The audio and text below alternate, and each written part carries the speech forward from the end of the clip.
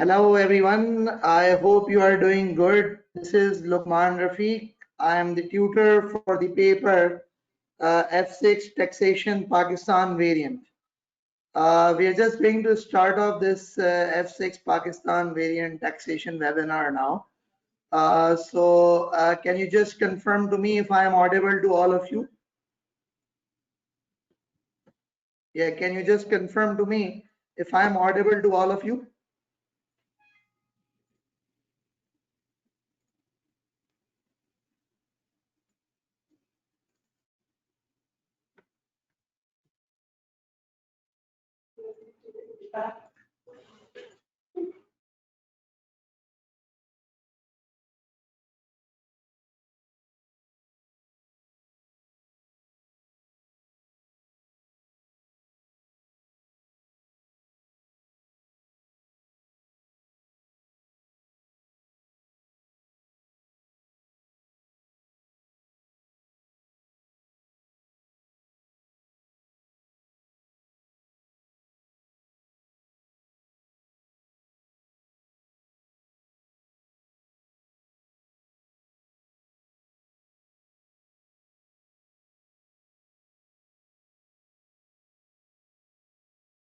Okay, so good enough. Thank you very much. I've received confirmation from you people that you are able to listen to me. Okay, so before I go on discussing about this specific webinar, let me clarify, let me explain to you a few things that what exactly are we going to be discussing in this specific webinar, what are going to be the things that we need to cover up, and who can benefit from this specific webinar. As you know that this webinar is actually based upon the taxation Pakistan variant paper of the ACCA, which is also F6 PKN variant, which is also F6 PKN variant. Now, a lot of students, um, who would be attending this webinar would be either ACCA member already. A lot of you would be an ACCA member. A lot of you might actually be an ACCA member. A lot of you may actually be an ACCA affiliate. A lot of you may actually be ACCA affiliate. And you people must be working somewhere in the job, and you'd be needing to know about the taxation rules and regulations that are applicable in Pakistan. So for you, for those of you who are actually ACCA members or ACCA affiliate and who actually want to know about the Pakistani laws and Pakistani taxation law, so this is also going to be a relevant webinar for you people. Now, there are going to be students who would be attempting the ICAP CAF level examination in September. There would be students who would be attempting the ICAP CAF level examination in September. This is also going to be a relevant webinar for you people also. So what we would be doing is we would be discussing about our basic focus is going to be ACCA F6 Pakistan syllabus, but this is very much similar to the ICAP CAF examination also. This is very much similar to the ICMAP examination also. So I would give you a brief introduction about a few things, and then what I'll do is that I'll move on to the discussion that we are supposed to do today. Now, this is my background. My name is Luqman Rafiq. I have been in teaching profession for more than 10 years now.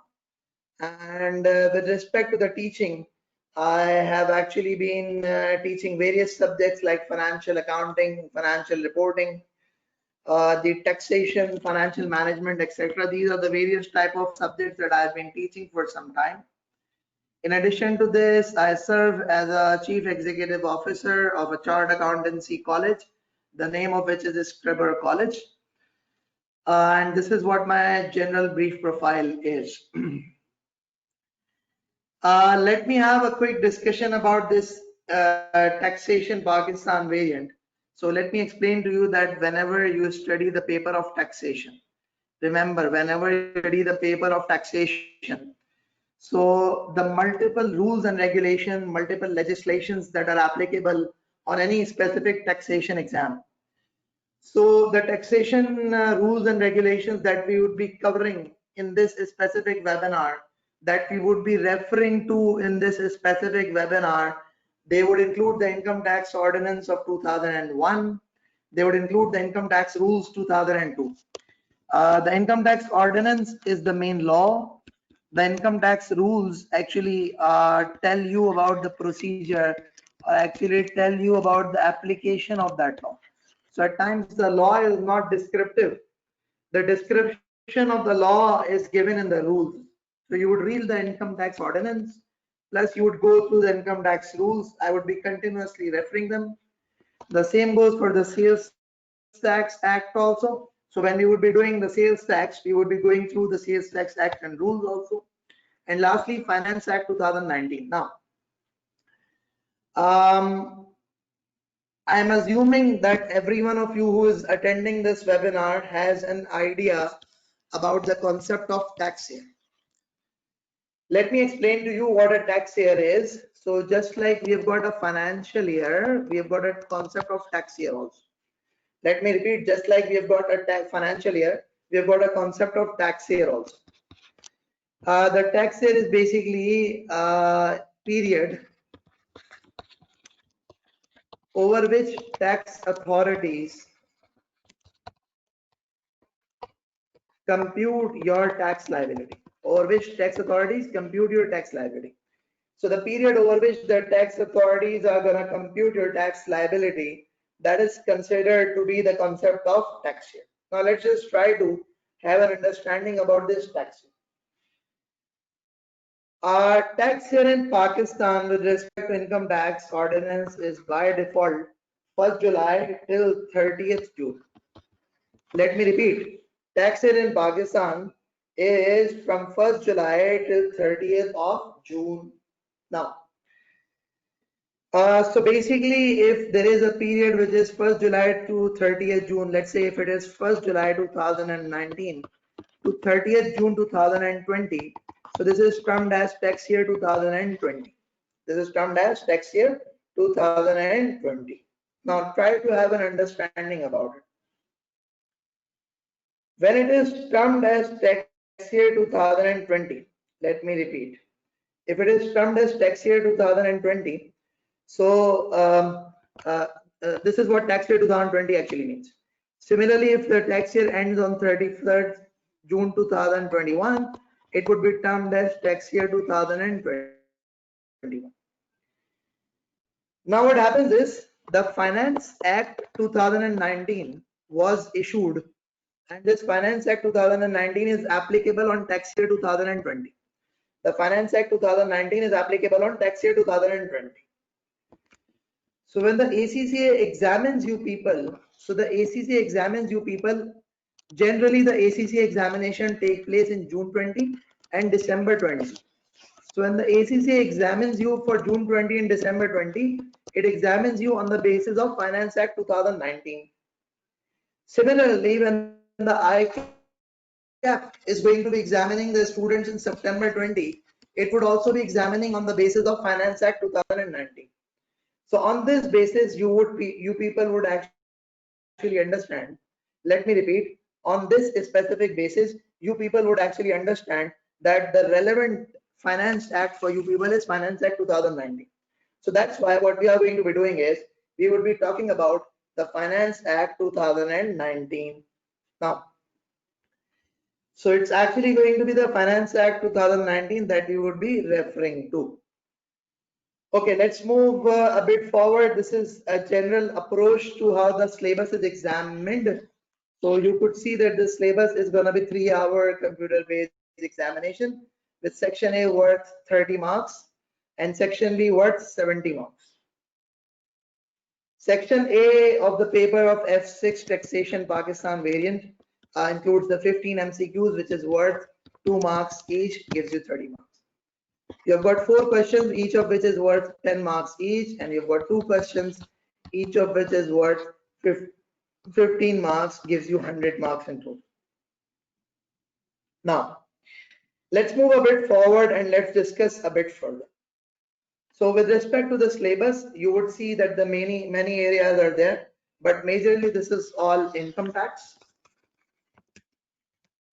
This is sales tax, and this is basically the tax system and its administration and all that. So this actually covers up various areas. Now, let's just try to have further discussion about it.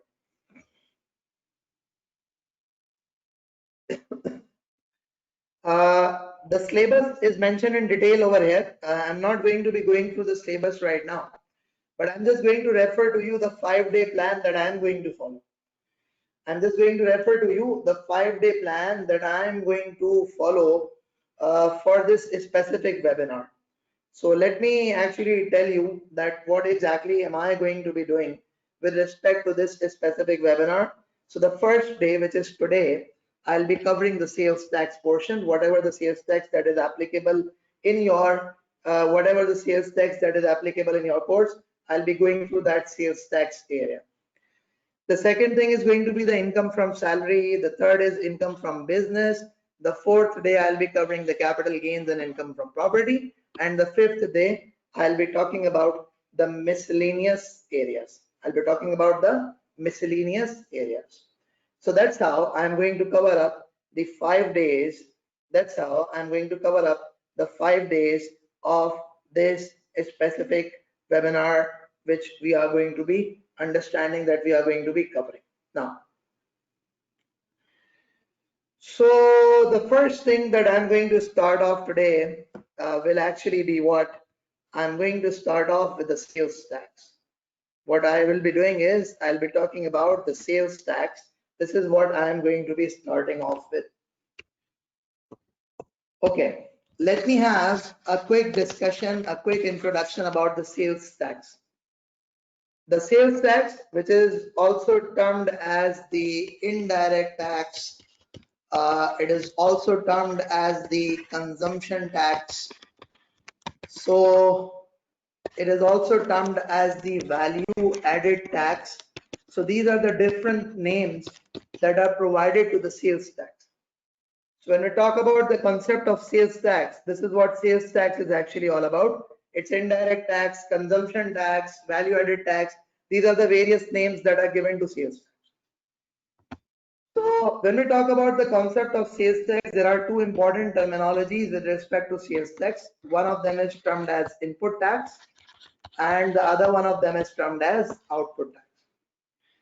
What exactly do we mean by input tax? When we talk about the concept of input tax, the input tax means the tax paid on purchases.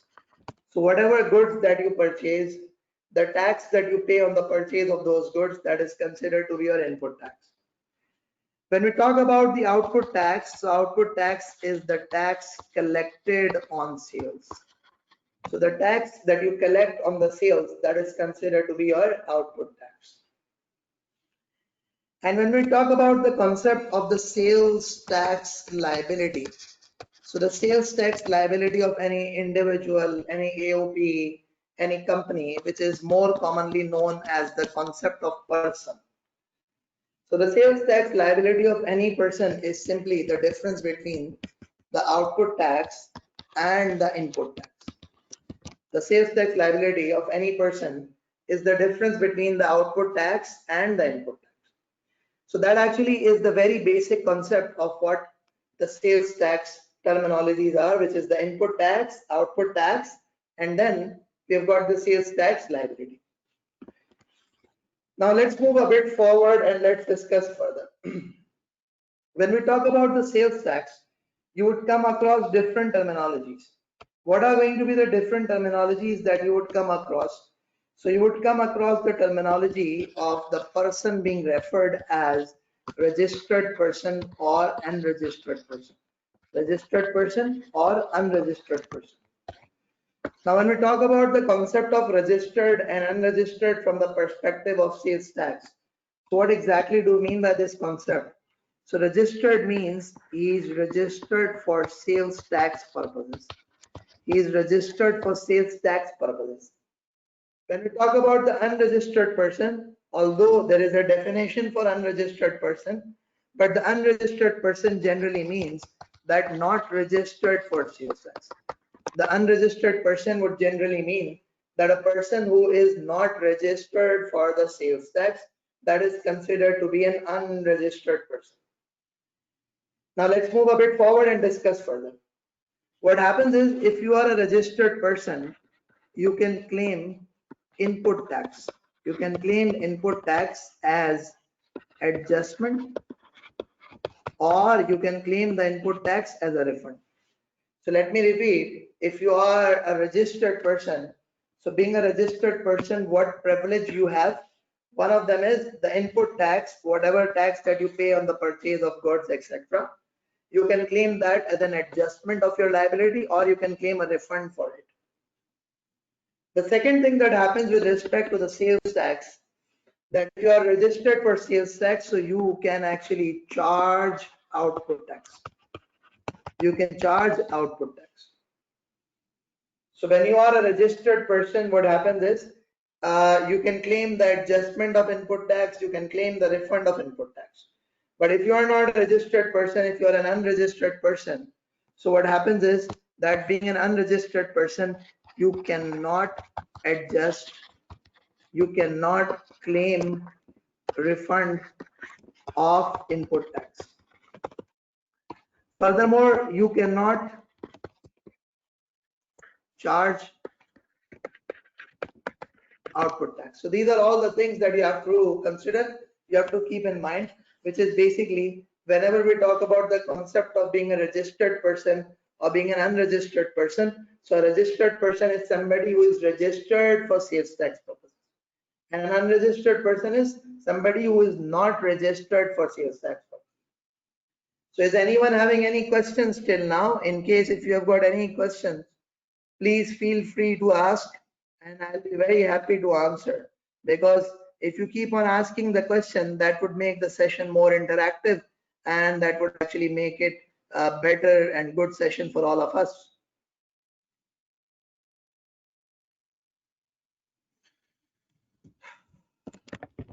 Okay, perfect. Now let's move a bit forward and discuss further. Whenever we talk about the different types of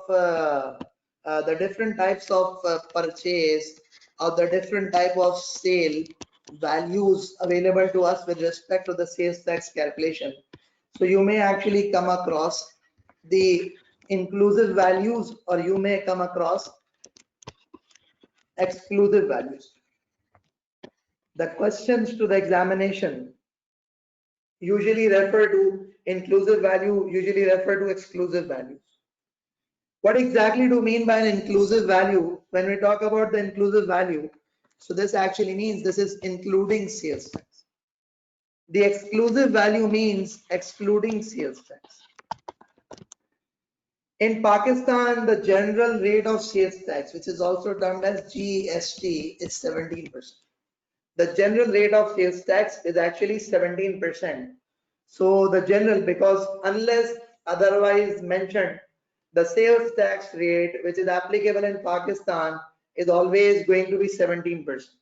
Let me repeat, the sales tax rate as applicable in Pakistan is always going to be 17%.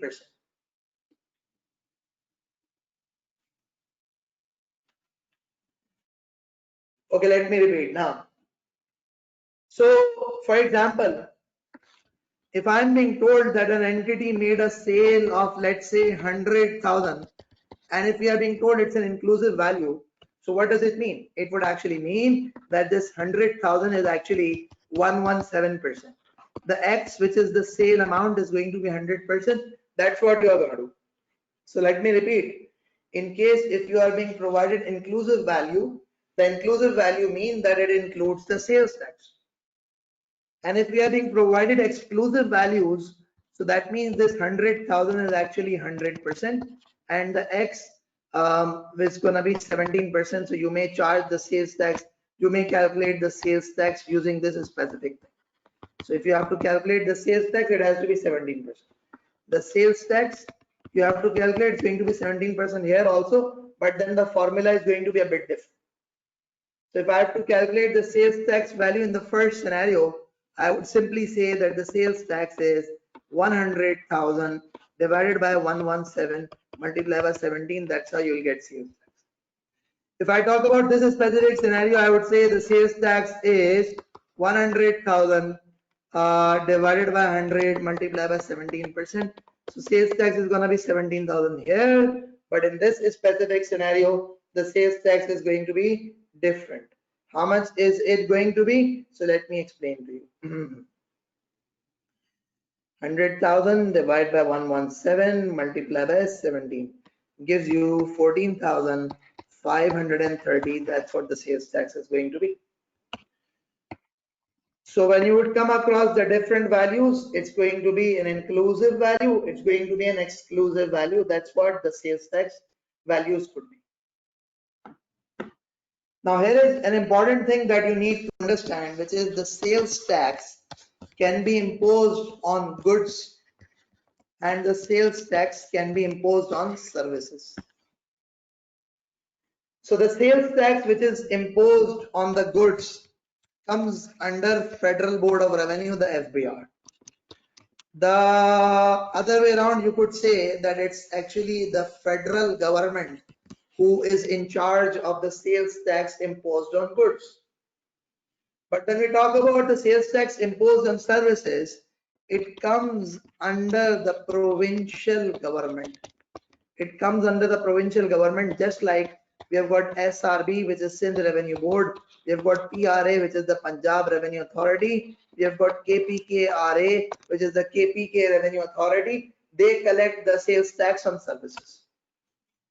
So when we talk about the Sales Tax Act 1990, or whatever the sales tax rules of 2006, they actually are applicable on goods.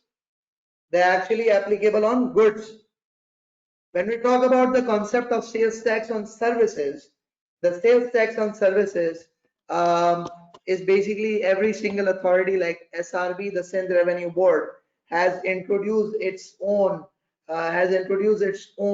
law, which is called Sindh Sales Tax on Services Act. Similarly, the Punjab Revenue Authority has got its own act and etc. etc. But this is actually not going to be covered in the scope of our coverage. It's not included in our coverage. We are not going to be discussing this sales tax on services. But let me tell you that, for example, you have got banks, you have got beauty parlors, you have got lawyers, etc. etc. You've got tutors, you've got educational institution, the doctors, all of them are covered under the services, and it's actually the relevant provincial authority that imposes sales tax on these service providers. So it's actually the relevant sales tax authority that imposes sales tax on these service providers. Now let's move a bit forward and discuss further.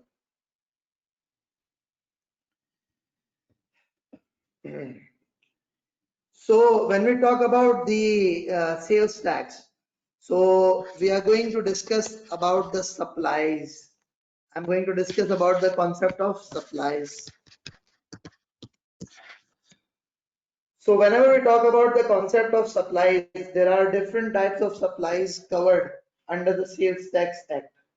What are the different types of supplies that's actually going to be considered as the taxable supply, the exempt supply, or zero rated supply? You could have reduced rate supplies, and you could have the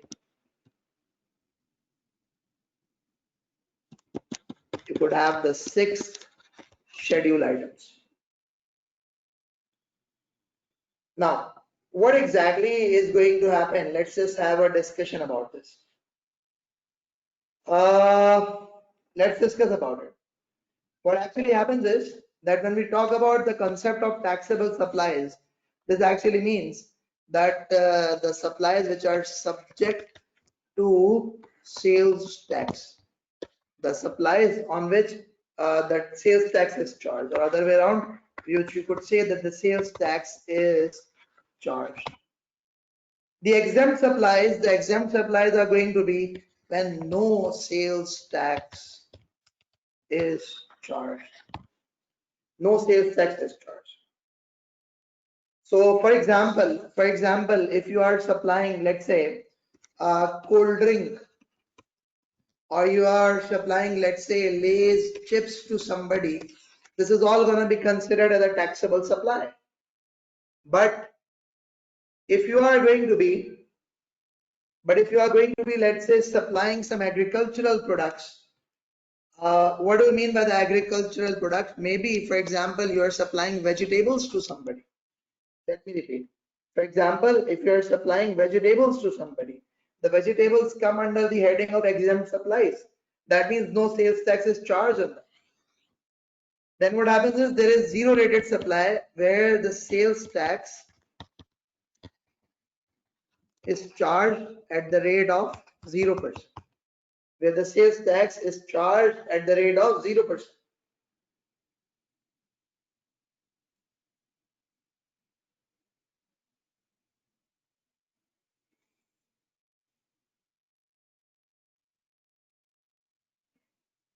Okay, what next is there?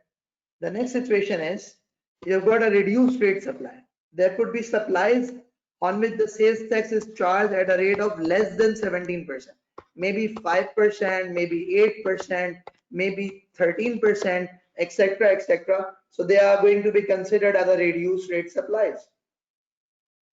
What next is there? Lastly, you've got items which is basically the sales tax is charged on ultimate retail price.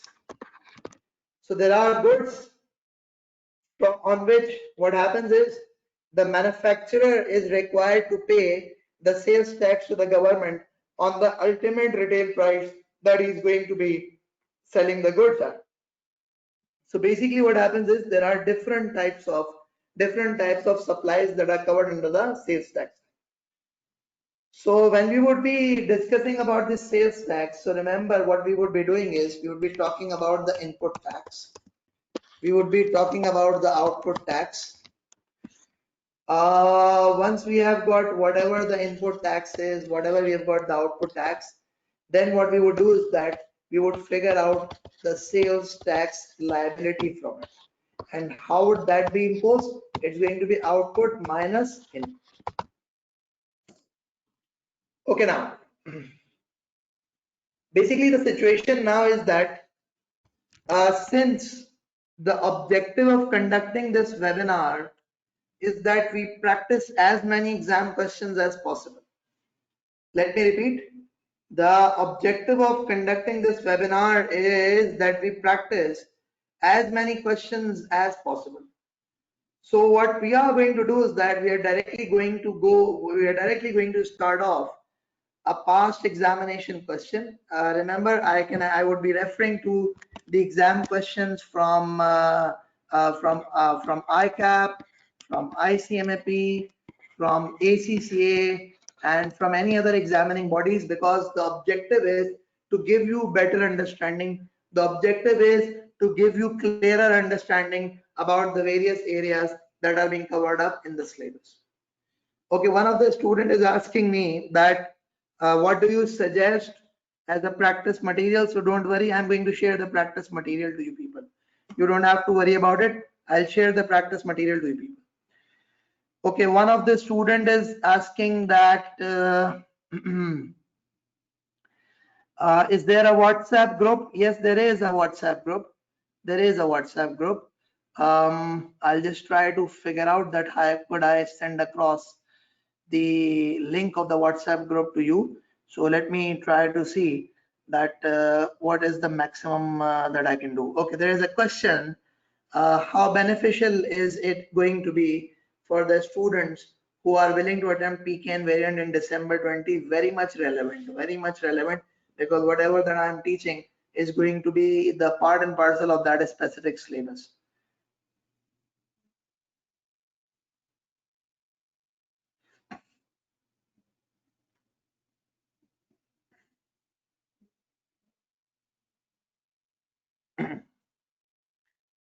Okay. You have got the handout portion.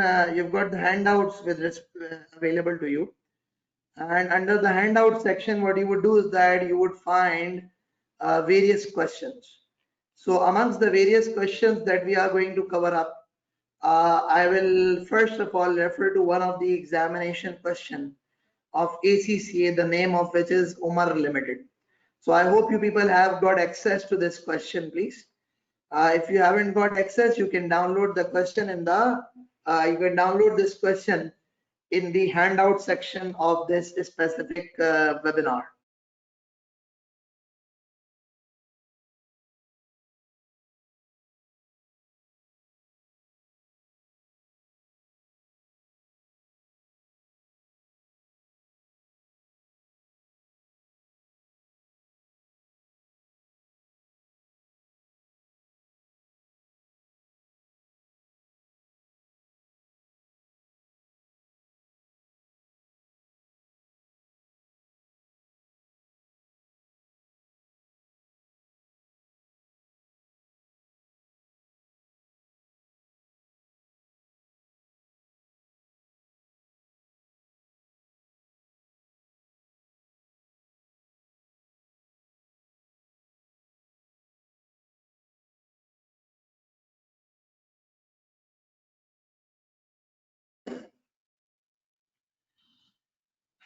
Okay, let's just see this thing now. What we are going to do is that we are going to start off with this specific question. The name of the question is Umar Limited. Okay, somebody is asking the name of the trainer. My name is Luqman Rafiq. I am conducting this specific webinar. If you would also like to have a look at who am I, let me open this to you. Okay, this is who I am. This is what my profile is. So just in case if anyone was confused and worried that who is conducting the webinar, here is my profile for you. So anyways, let's start discussing about this specific question, the name of which is Umar Limited. I will be discussing this specific question, Umar Limited. So let's start discussing now. Remember the requirement to this question is, it says calculate the sales tax payable by Umar Limited with its sales tax return for the month of May 2018. Now let's just try to understand one thing, which is basically that whenever we talk about the sales tax, it's usually the sales tax return is, usually what happens is the sales tax return is filed on a monthly basis. The sales tax return is filed on a monthly basis. So what you have to do is that you have to file the sales tax return on a monthly basis. That's how things go about.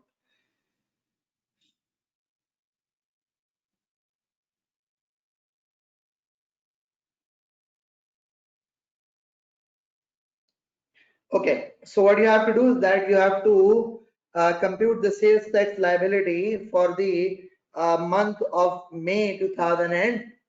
That's what you have to do. Now let's just try to have a discussion. When we are going to start discussing about this question, I'll be explaining to you people how this question is going to be tackled in the examination scenario. There is this part A of the question which I'm not discussing right now. I will discuss, don't worry. I'll discuss just now in a bit. But let me just cover up the part B because that is going to help you people understand and develop the concept. Now, it says Umar is engaged in the manufacture and supply of goods. So Umar is engaged in the manufacture and supply of goods. This is Umar Limited. Now, the company's business transactions for the month of May 18 are summarized as follows. It says the purchase of raw materials used in the making of taxable supplies, payments for which were made as follows. Now, it's a very important thing. What does it say? It says purchase of raw material to be used in making the taxable supplies. So this is all going to be referring towards your input tax. This is all going to be referring towards your input tax.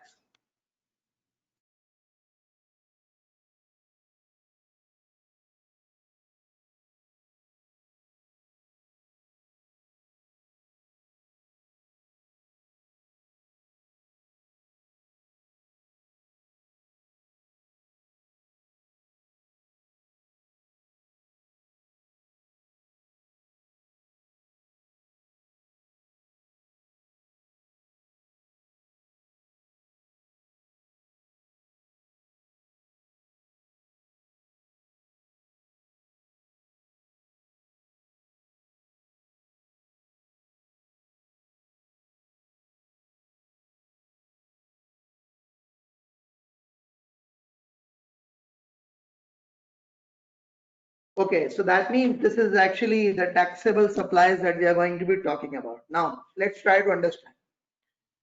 It says cash payment into the business bank account of the supplier, which is 3.2 million. Now, a very important point is, as I mentioned to you earlier also, that you need to see that whether the value given in the question is inclusive value or the exclusive value. So let's just try to understand this thing. There are two notes which are going to be applicable on the entire question. It says all payment for purchases were made to registered persons. All payment were made to registered person. So if they are made to registered person, that means they are sales tax applicable and are inclusive of sales tax at the rate of 17%. A very important thing is it says they're inclusive of sales tax at the rate of 17%. So let's try to have discussion about few aspects simultaneously. The first aspect is when we are going to be talking about this Umar Limited. So I'm going to talk about each and every adjustment. Then I'm going to prepare the computations. So the first adjustment to me is this one, which is basically number one, the cash payment to supplier. Now let's just try to have an understanding. What happens is, as per the sales tax rules, the purchases made in cash, or you could say that the input tax on the purchases made in cash is not allowed to be adjusted/claimed. So what is actually going to happen is they could not be claimed. That's an important thing. So what happens is when we are going to be talking about it,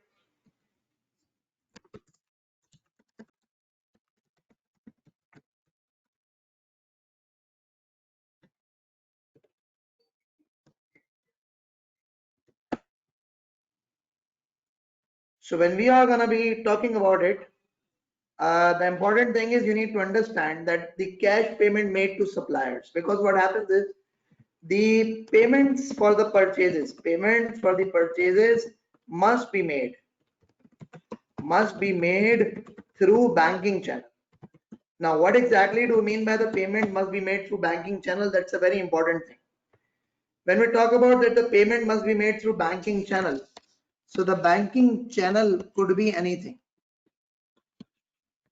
The banking channel could be, let's say, that you could do the interbank fund transfer, you could pay in the form of check, you could pay in the form of demand draft, or for example, whatsoever, things like that. This is all going to be considered as a banking channel, that the payment should be tracked from the bank.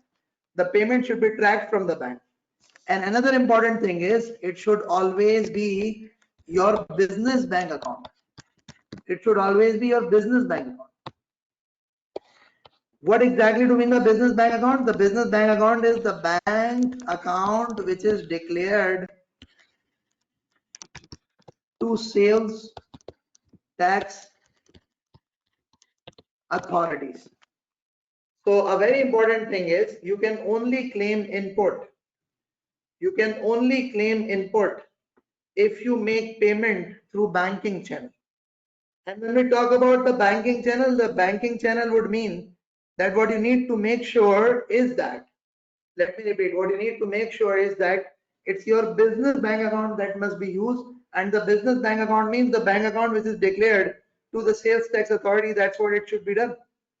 So when we talk about this specific aspect, so you need to keep this in mind that whatever the cash payment that is being made to the supplier, unfortunately, you cannot claim input tax against those cash payments. Let's move a bit forward.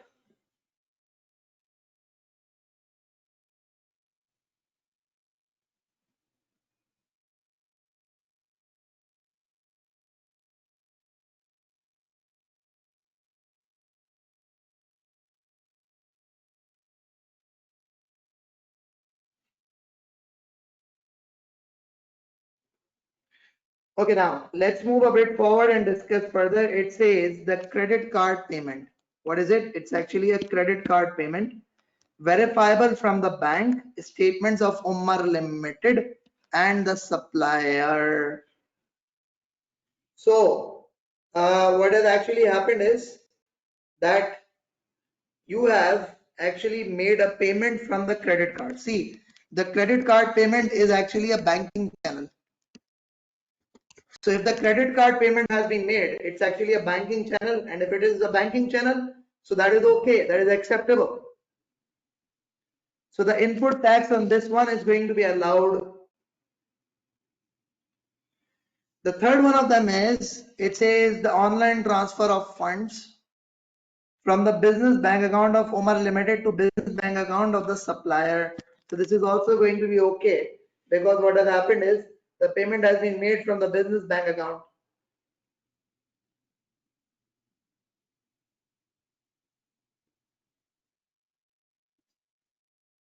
Then it says cross check from the personal bank account of a director of Umar Limited, fully verifiable.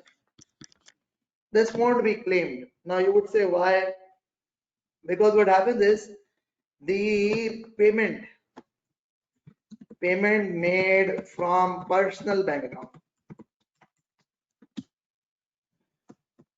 So what happens is, in order for input tax on the purchases to be claimed, the payment for such purchases must have been made from the business bank account. It cannot be like that you go on making the payment from your personal bank accounts. No, you cannot do that. You have to do it from the business bank account. The credit card payment was a different thing. The business cannot have a credit card. It has to be a personal credit card. But generally what happens is you need to make the payment from the business bank account.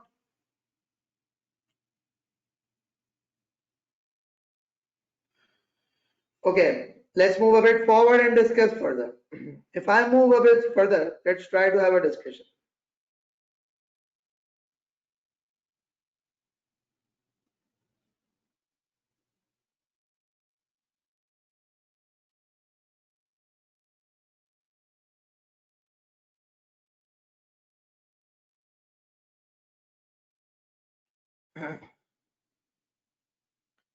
Now let's move a bit forward and discuss further.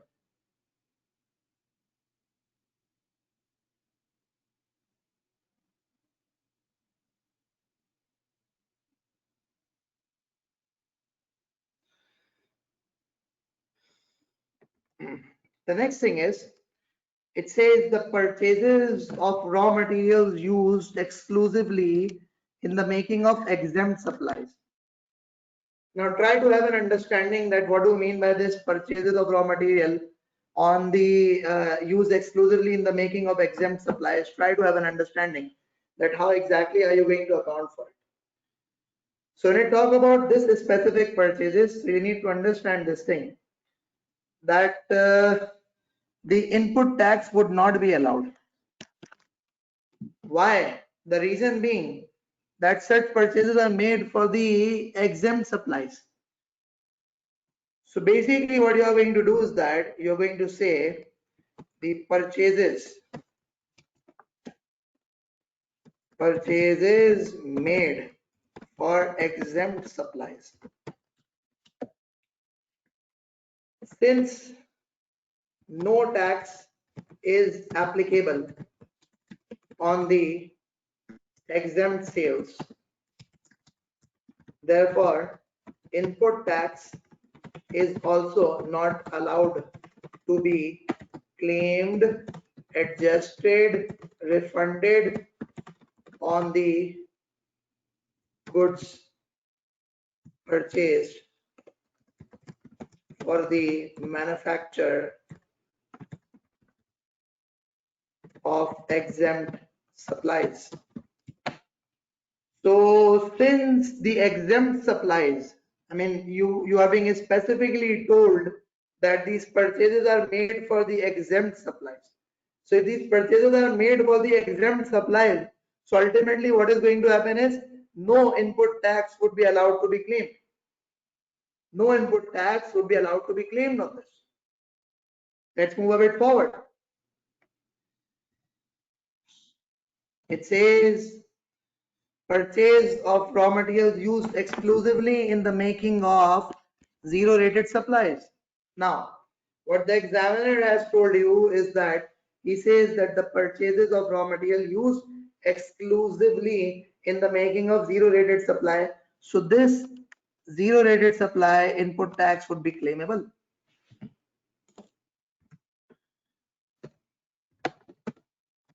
Purchases for zero rated supplies. So what happens is the input tax paid on such purchases will be claimed or refunded / adjusted.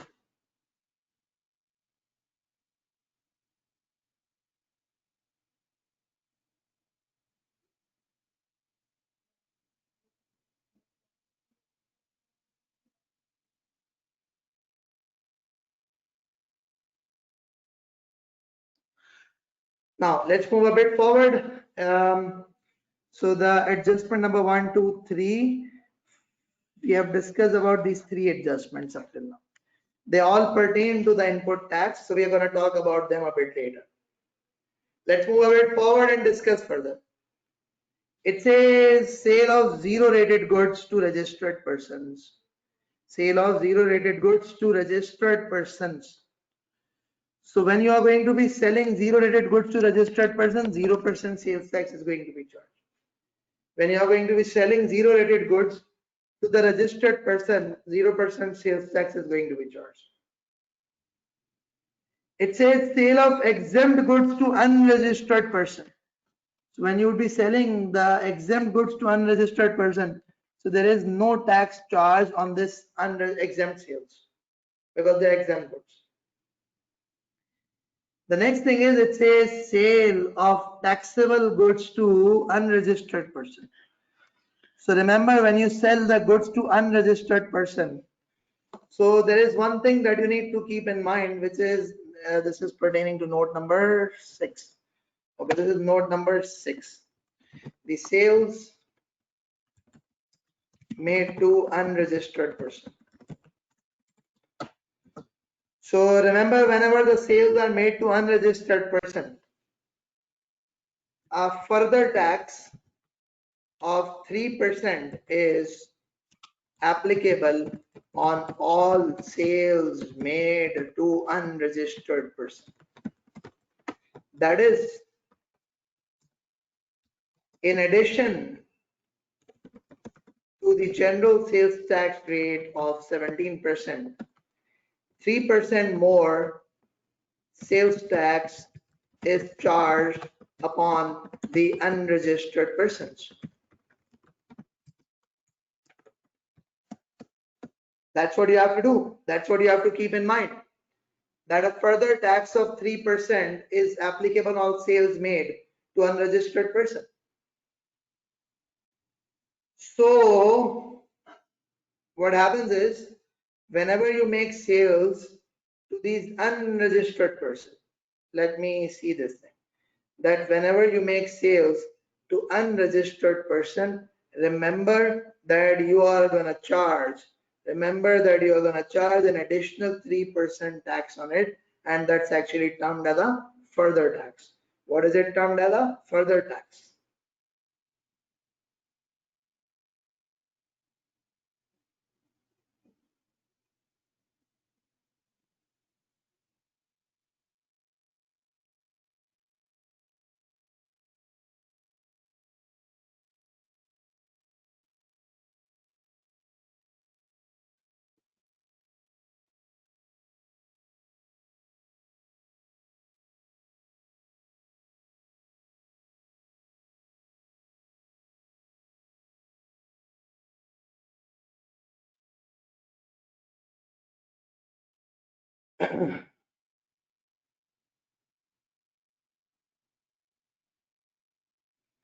Okay, is everyone okay till now? Anyone having any questions? Yeah, is everyone okay?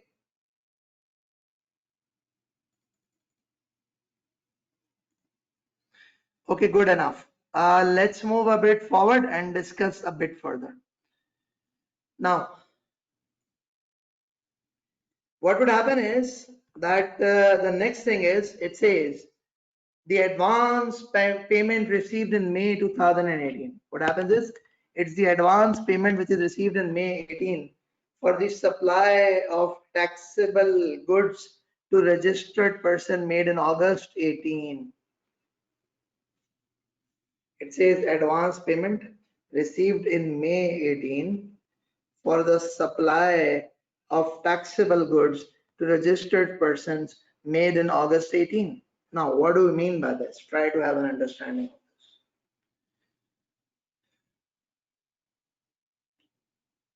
Basically, what happens is there is a concept which is called the time of supply.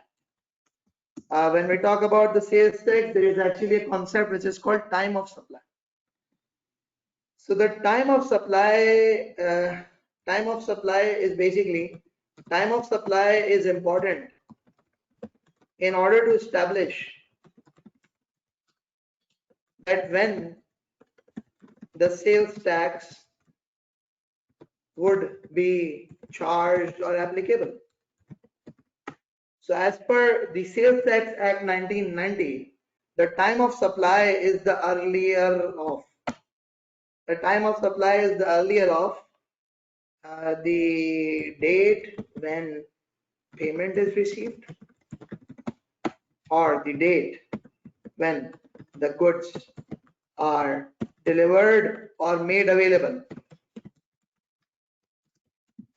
So the time of supply is the earlier of these two dates.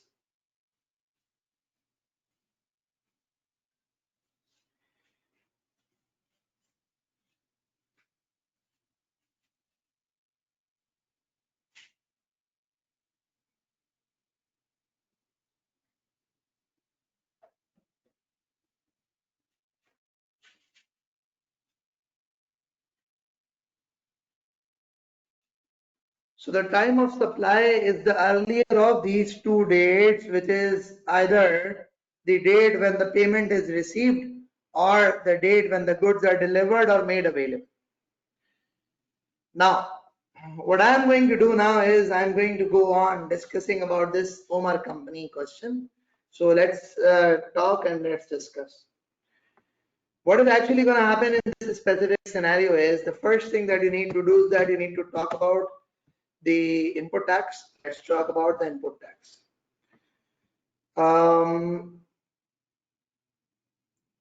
The first one of them is the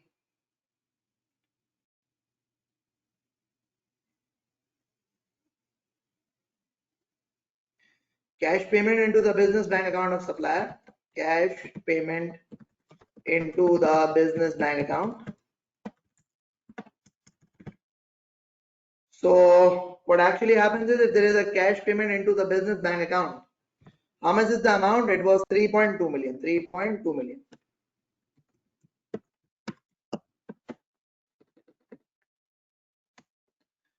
So it's actually 3.2 million. The amount, the sales tax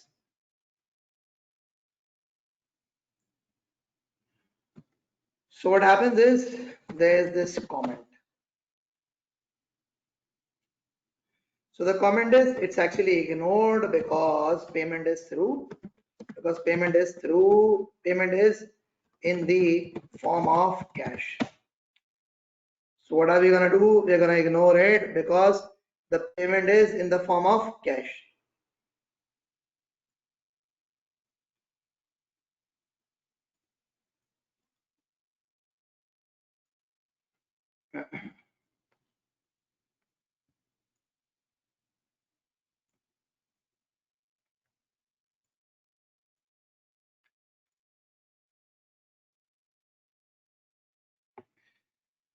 Okay, ji. Okay, now next. What next is there? It says that this for the sales tax, I'm going to write down 0 over here. The cash payment is done. The credit card payment verifiable from the bank. The credit card payment verifiable from bank. So the amount is what? The amount is 585,000. How much is it? 585,000. What are we going to do? We're going to say this is 585,000 divided by 117 multiplied by 70. So this is going to give you the amount of sales tax applicable. What is it going to do? It's going to give you the amount of sales tax that is applicable. The third one of them is, it says the online transfer from the business bank account. The online transfer from business bank account.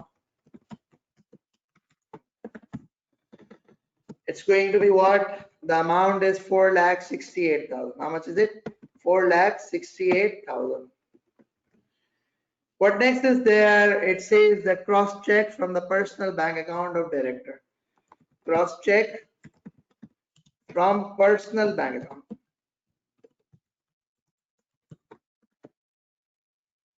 So if there is a cross check which is given from the personal bank account, so ultimately what is actually going to happen? Let's try to have a discussion of this. What is going to happen is the amount is 8,19,000 and we're going to say this is going to be 0. Why? Because the business bank account should be used.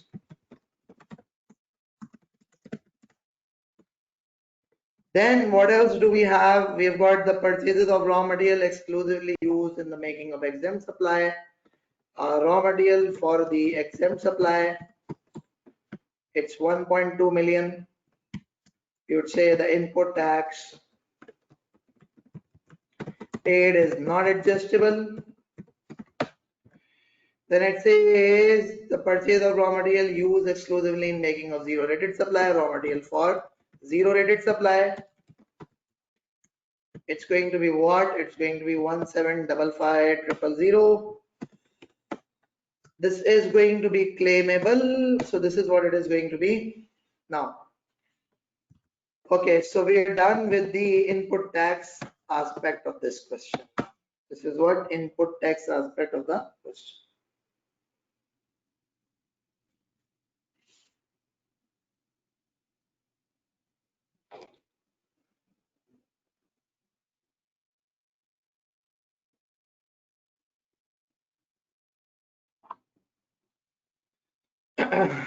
Okay, let's move a bit forward and discuss further.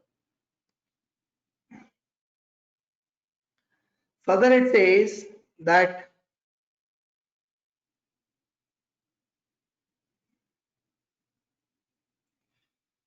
okay, this is what the this is what is about the output tax. It says all figures for sales and advance payment received are stated exclusive of sales tax.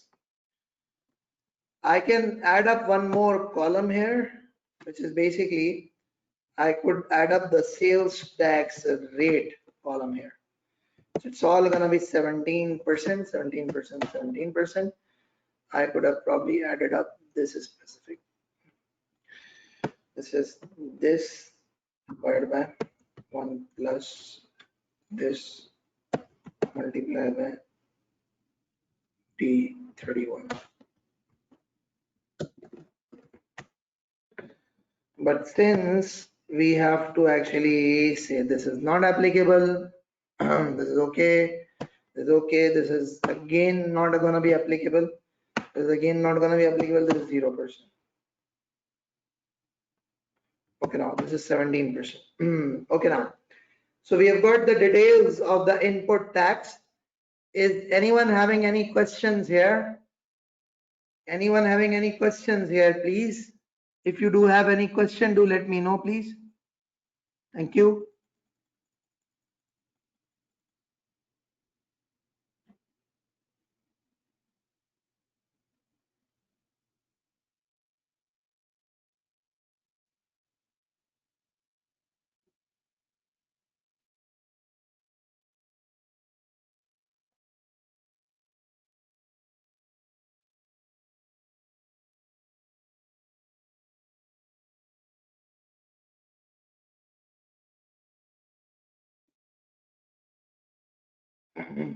Okay, good enough. Now let's move a bit forward and discuss further.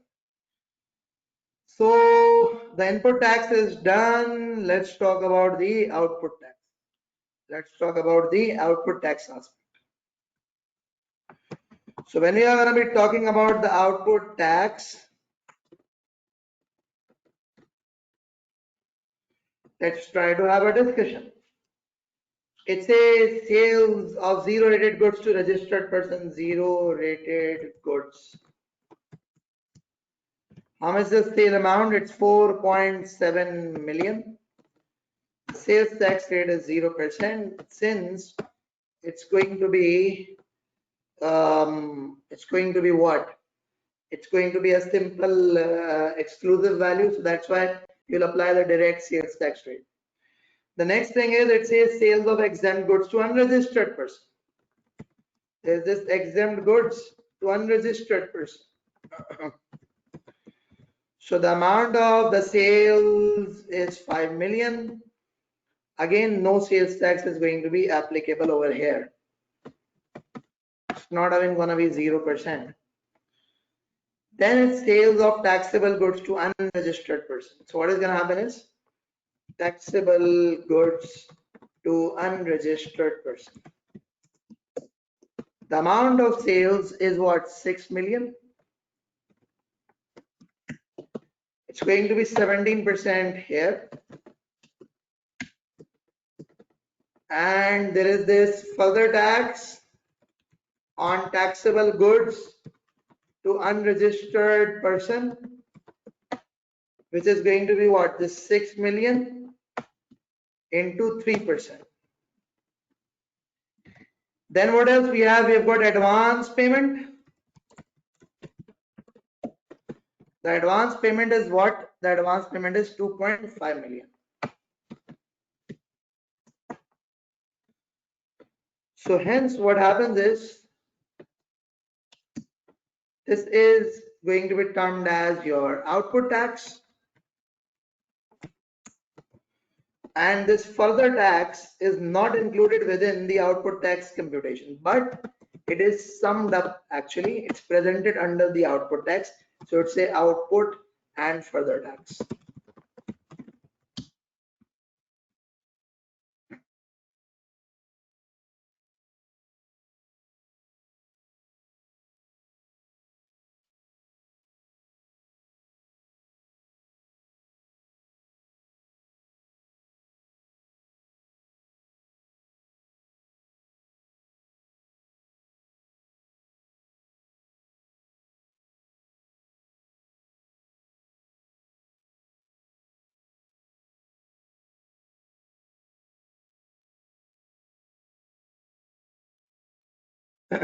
Okay, now if we talk about the sales tax liability, which is going to be very simple and very straightforward in this specific scenario.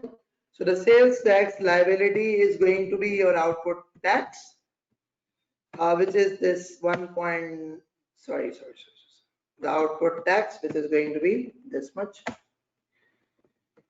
Then what you would do is that you would add up the further tax, which is going to be this 180,000 less the input tax, which is going to be 4,08,000.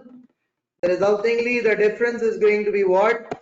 The difference is going to be 1.27 million, which is going to be the sales tax liability. So this is how you're going to be calculating this specific scenario. So I'm going to zoom out the workings that I have done so that you could have a look at it in a single go. And just in case if anyone is having any questions, do let me know. Okay, there is somebody is asking, in input tax you applied 17% on zero rated. Okay, let me explain to you. What happens is, why did I apply 17% here? The reason being, we purchased the goods from the market. When we purchased the goods from the market charged us 17% as a normal sales tax rate. Why? Because according to market, this is a taxable supply. But I have purchased these goods for the manufacture of zero rated goods. So ultimately, when I manufactured the goods, when I sold these goods to my customer, I could only charge a 0% sales tax to it.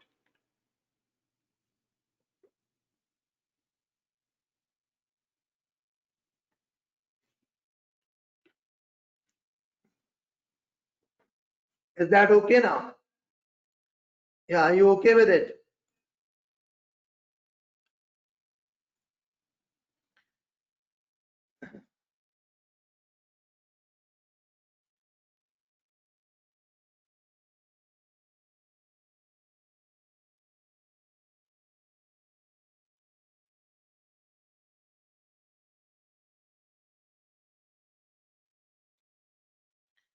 Okay, good enough. So we are done with this question, and let me tell you that this was a basic question on the sales tax. But still, to start off, this was an important question to handle. To start off, this was an important question to deal with. Let's move a bit forward and discuss further about the next question. I hope you people have access to this question now. The question is actually, it says the following information has been extracted from the records of two different persons registered under the Sales Tax Act 1990 for the month of February 2020. The name of the registered person is Taha and the name of registered person is Shan. The requirement is in the light of the provisions of the Sales Tax Act 1990 and the rules thereunder, compute the amount of sales tax payable by or refundable to each of the above registered persons and the input tax to be carried forward, if any, for the tax period 2020. So I would want you people to go through this question. You can take 5 minutes time till let's say 10:45 p.m. and then I'm going to start discussing. You can take 5 minutes time, please.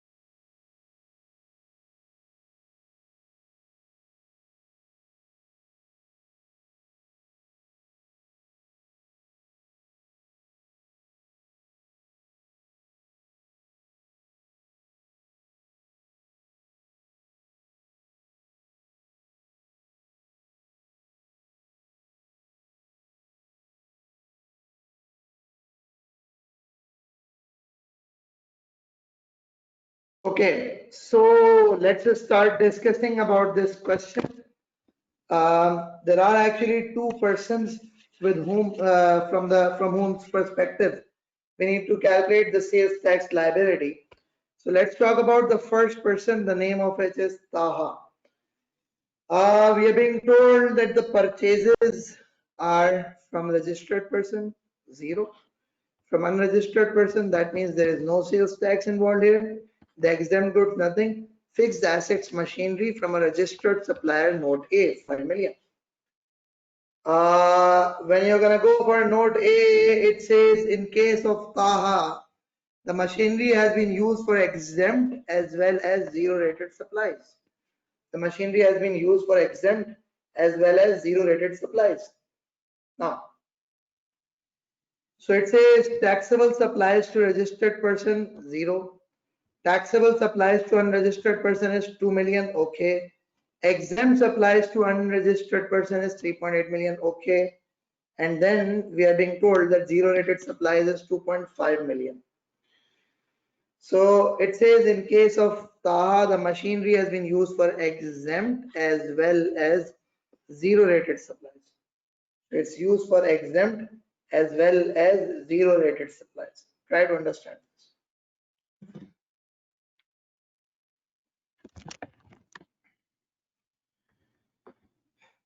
When we are going to be talking about this question, which is Taha and Shan,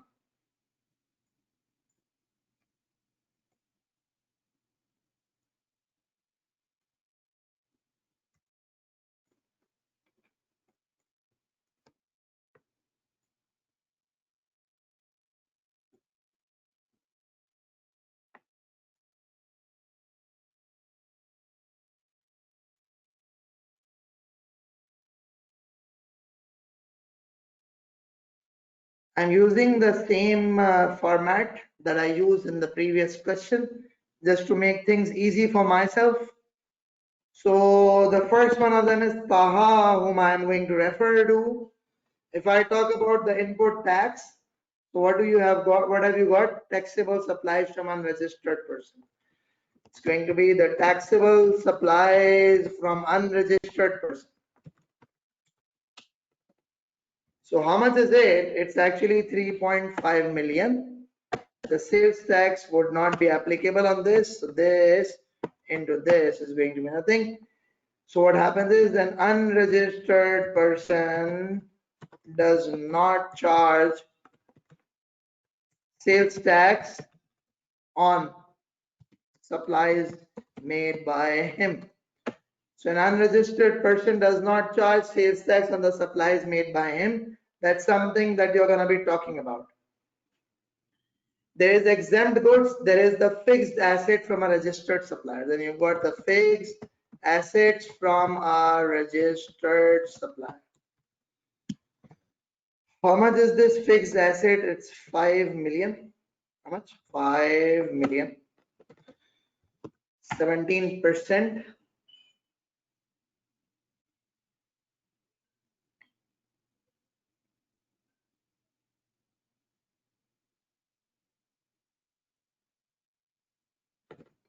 So this is going to be what? This into this. It's going to be 850,000. Now what you're going to do is that you're going to deduct from here. Less what? The sales tax on purchase of fixed assets. Why? Because it is dealt separately. How do we deal it? I'm just going to explain to you. Don't worry about it. So I'm going to deduct 8,50,000 from here. The resultingly, the amount of adjustable input tax is going to be the adjustable input tax. This is what you're going to get.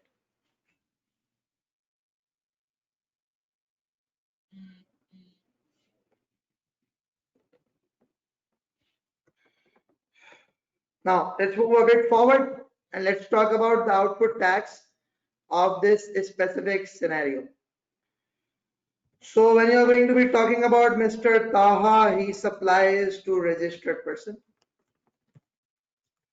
Registered persons, the supply amount is 0.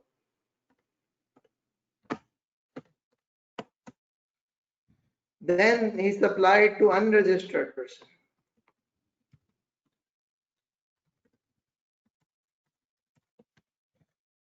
The amount is 2 million. Gives you 17%. And then what happens is the further tax on suppliers to unregistered person is going to be this. What's going to happen then is that it says exempt supplies to registered person. There is this exempt supplies to registered person. It's 3.8 million. You would delete it because there is no sales tax applicable on it. There is no sales tax applicable on it.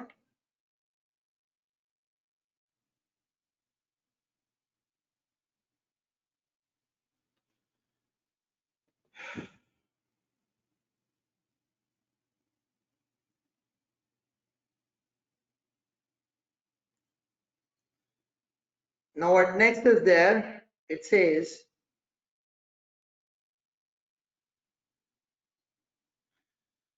that zero rated supplies. How much is it? It's actually going to be the zero rated supplies that we are going to be talking about.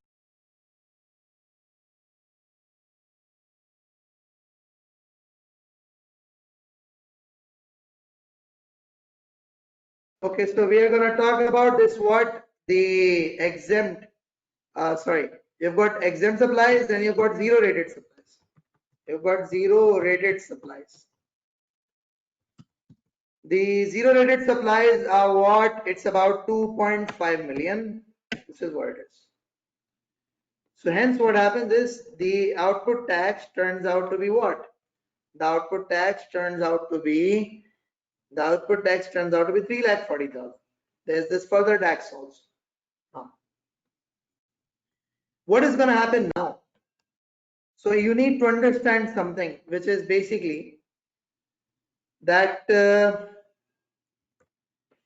if you have got zero rated supplies, let's try to understand.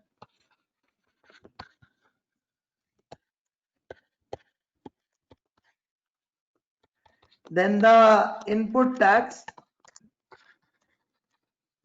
relating to such supplies can be refunded. If you've got zero rated supplies, the input tax relating to such supplies can be refunded. Now, what happens is if the input is used for multiple purposes. Let me repeat, if the input is used for multiple purposes.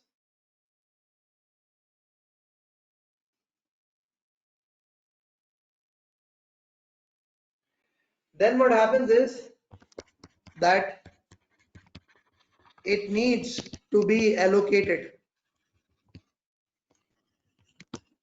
on the basis of sales value. So here what you would do is that you would figure out that this machinery on which we paid an input tax of how much? This machinery on which we paid an input tax of 8,50,000. What did we pay? We paid an input tax of 8,50,000. So this machinery was used for zero rated, was used for exempt supplies. That's what it is mentioned over here in the question. See, it's used for exempt as well as zero rated. It's not used for taxable supplies. So what you're going to do here is that you're going to say that okay, we have got zero rated supplies to be what, 2.5 million. We have got exempt supplies to be what, 3.8 million. So hence what happens is that the sales tax relating to it is going to be 2,500 divided by 2,500 plus 3,800 multiplied by 8,50,000. Multiply by what? 8,50,000. So multiply by 8,50,000, you are going to claim the adjustment.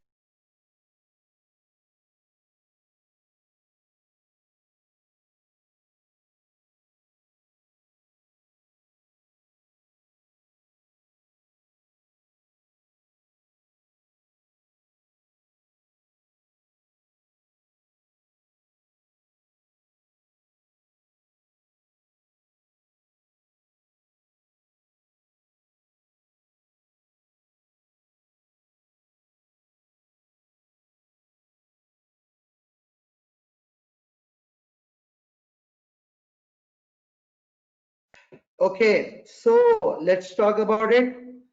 That when you talk about this 2500 plus 3800, that actually gives you 6300. So if you've got 6300 multiplied by 8 lakh, this 2500, what happens is 2500 divided by 6300 multiplied by 8 lakh 50,000 gives you approximately 3 lakh 37,302. How much is it going to be? 3 lakh 37,302.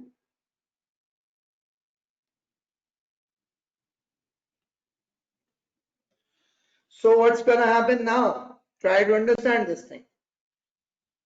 That when you are going to be calculating this sales tax liability, you would say this way. You would say output tax is going to be 400,000. Sorry, the output tax is going to be 3,40,000. There's going to be the further tax, which is going to be 60,000, less input tax, which is going to be 0.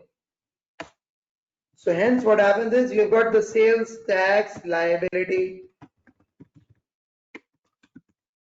which is this 400,000. And then you would say sales tax refundable. How would you establish the sales tax refundable? I'm just going to write it down this way, which is going to be what? It's going to be 2.5 million. It's going to be what? 2.5 million divided by what? Divided by this 2.5 million plus 3.8 million, and then multiply it by what? Multiply it by the amount of sales tax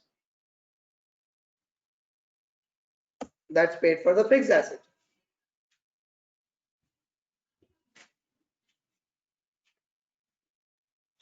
So what happens is this is what it is going to be. This is the amount refundable pertaining to the use of non-current asset, pertaining to the use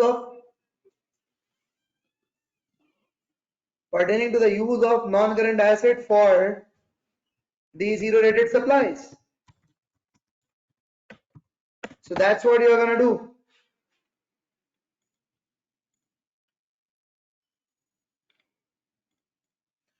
Are you people okay with it? Is everyone okay with it? So this is how the sales tax liability is going to go about.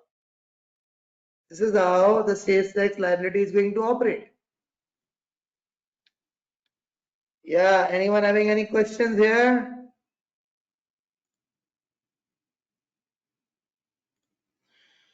Okay, good enough. So we have done the question where we have discussed about one of the registered person, and that was Mr. Taha. Now what we need to do is that we need to go about discussing about Mr. Shan also. So how about if you people give it a try with respect to Mr. Shan, please give it a try for 2 minutes.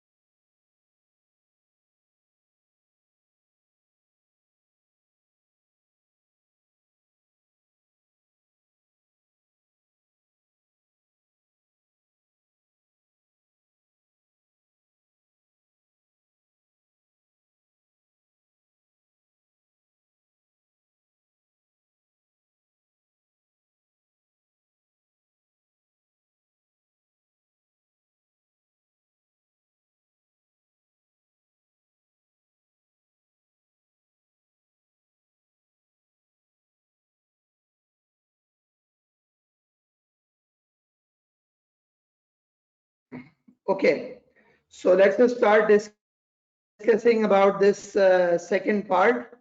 The name is basically this Shan. So when you talk about Shan, how are things going to be established with respect to Shan? Let's try to discuss this. Now, when we are going to talk about it, let's try to understand. It says I'm going to be using the same format here. Why? Because it's going to save my time. So I'm going to be using the same format here. This is Shan. Okay. It says the taxable supplies from registered person 11 million. Taxable supplies from registered person. It's going to be what? 11 million.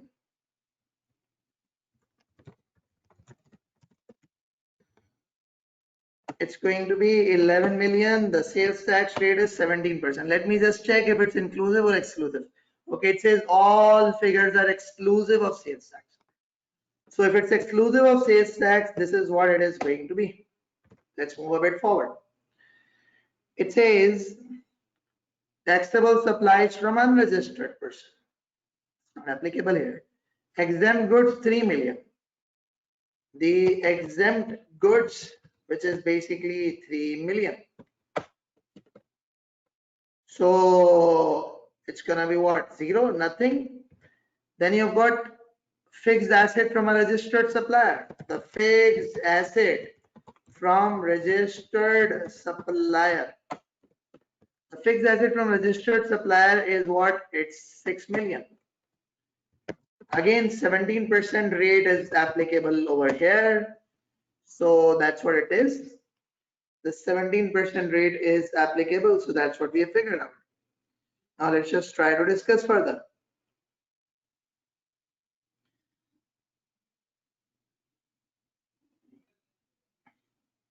We just need to see what is this machine used for. So it says the machine has been used for taxable supplies only. If it's used for taxable supplies only, we don't have to make any adjustments.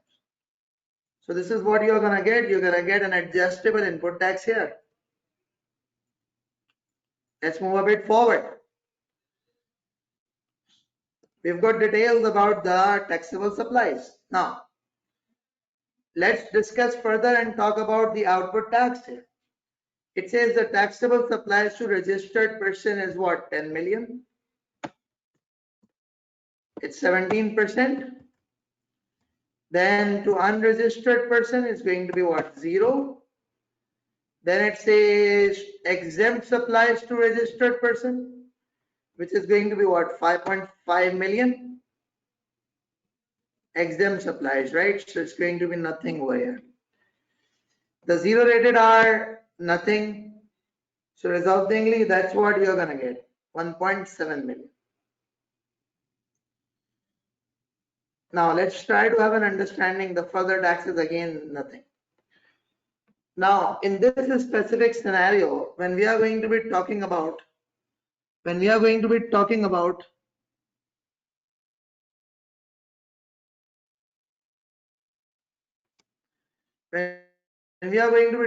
the sales tax liability, so we see how the sales tax liability is going to be like output tax. What is it?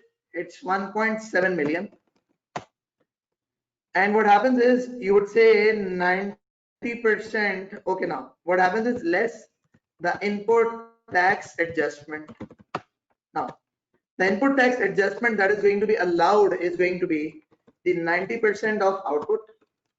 Is going to be 90% of output tax, or the actual input tax excluding input tax on fixed asset. So you would say the 90% of output tax is this. The actual input tax excluding the fixed asset. So the lower of these has to be adjusted. So what happens is the lower of these two amount is going to be adjusted.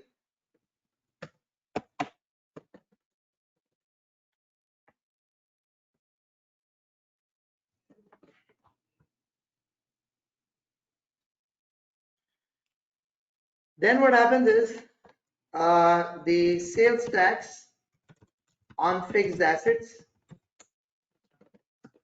say 90% rule is not applicable on it. So how much is that? That's actually 1020,000.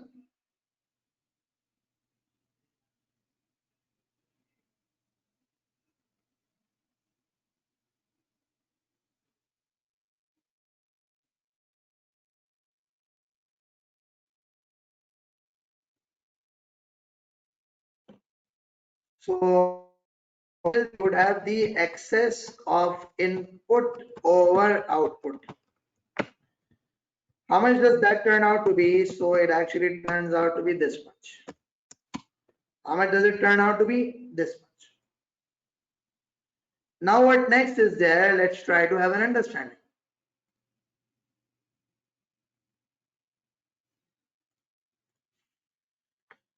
What is going to happen is you would say that the input tax carried forward is what? The difference between this and this, 340,000. So hence the sales tax which is carried forward is going to be what?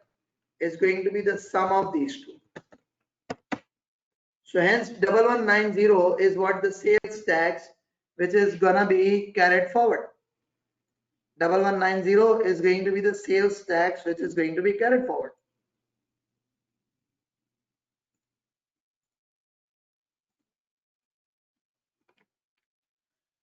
So see over here in this specific scenario, this is something that you have to consider, that you have to keep in mind, that you had the output tax. What you did was you adjusted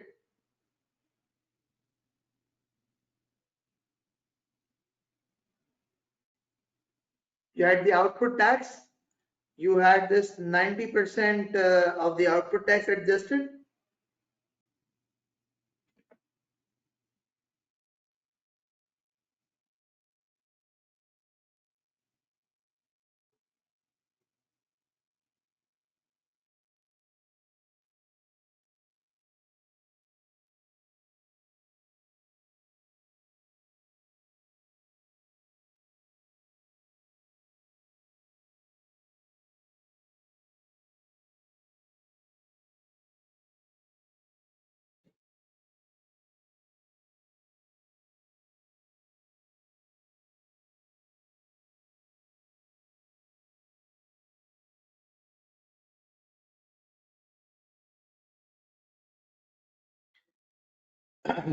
Yeah, is everyone okay with this? Okay, good enough, perfect. So we are done with this specific question. The name of the question was what? The name of the question was this Taha and Shan, where we had to deal with two people. So that's what we have actually completed, and we are done with this. Let's move a bit forward and discuss a bit forward. This is another exam question, the name of which is MH Associates. But before I go on discussing about this exam question, I believe we should have a break of, let's say, 10 minutes. So we are going to start off after the break of 10 minutes.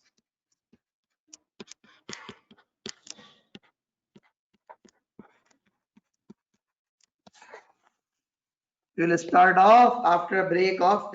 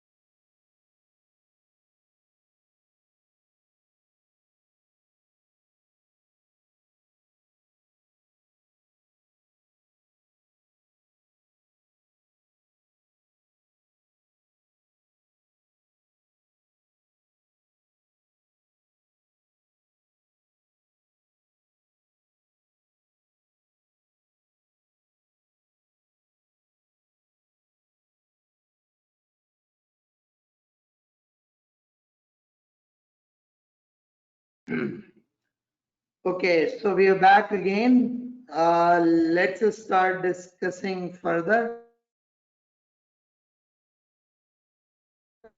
Okay, so the next question that we will be discussing is about the MH associates. Let's try to have a go through of this specific question. The requirement of the question is, it says in the light of the provisions of the Sales Tax Act 1990 and the rules made thereunder, compute the amount of sales tax. Compute the amount of sales tax payable by or refundable to MHA and input tax to be carried forward, if any, for the tax year August 2000X9. So it's actually about the August 2000X9. That's what you have to talk about. Now let's discuss, let's talk.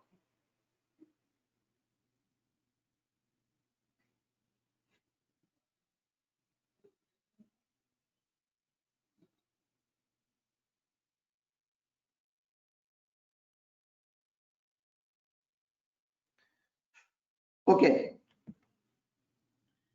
It says MH is registered under the Sales Tax Act 1990 as a manufacturer, distributor, and retailer.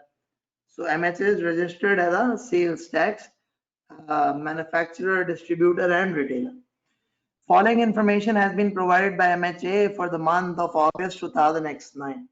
So they have provided you the following information for the month of August 2000X9. The supplies are being given to you, and the information relating to these various supplies are also being provided. Now it says that except where otherwise specified, all figures are exclusive of sales tax and the sales tax rate is 17%. All figures are exclusive of sales tax and the sales tax rate is 17%. Now let's just talk about it. It says the supplies, which is taxable goods to registered person and taxable goods to unregistered and so on and so forth. Now, so what we are going to do now is that I am going to create a copy of this just to make things easy for myself. This is MH Associates. I will be removing the computation that I did for Sean.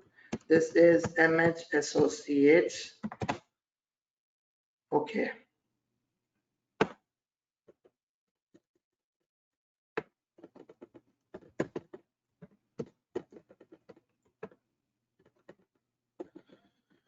Now let's talk about it. It says the first thing is, it says supplies. So first is taxable goods to registered person. It's what taxable goods to registered person. How much is the value of supply? 7,850,000. 7.85 million, 17% is the sales tax rate that's applicable. So resultingly, this is what the sales tax is going to work out to be.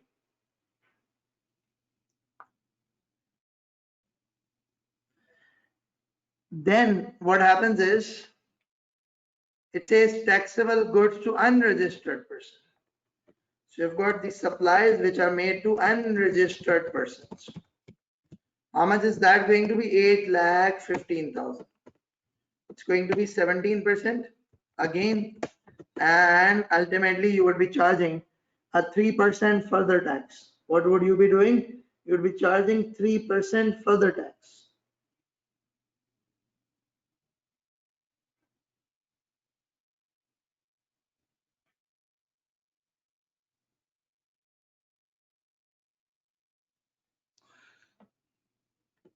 Now what next is there? It says exempt goods to unregistered persons. So you've got the exempt goods that have been supplied. How much is it? It's actually about 800,000. So there's going to be nothing. Now what next is there? You've been provided with the purchases. It says taxable goods from registered person.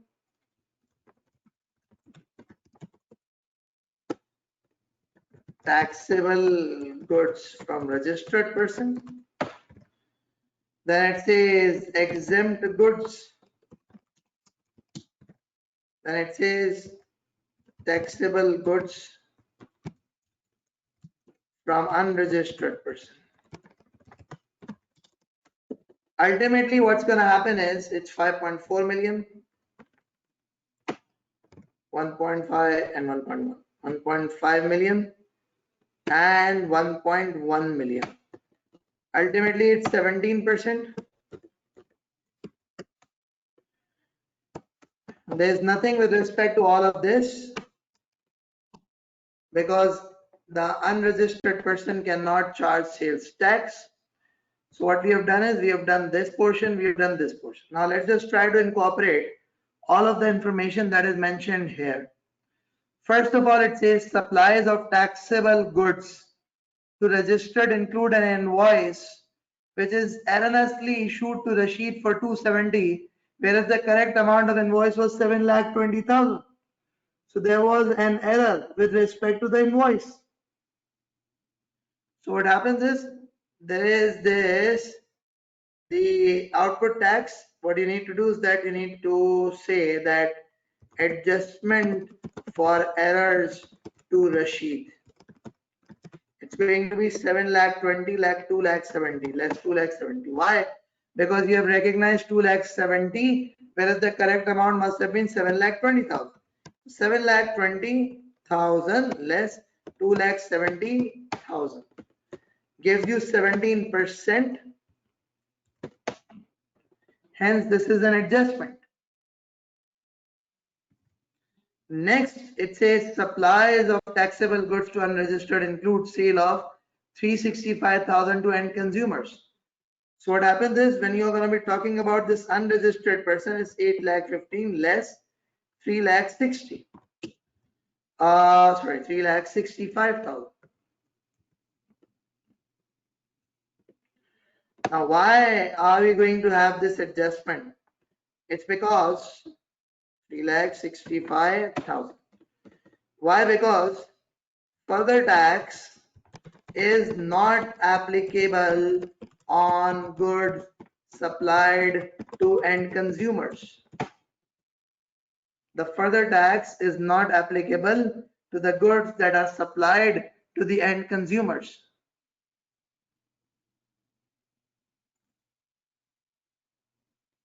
What next is there? Let's try to have an understanding. It says purchases from registered suppliers of taxable goods include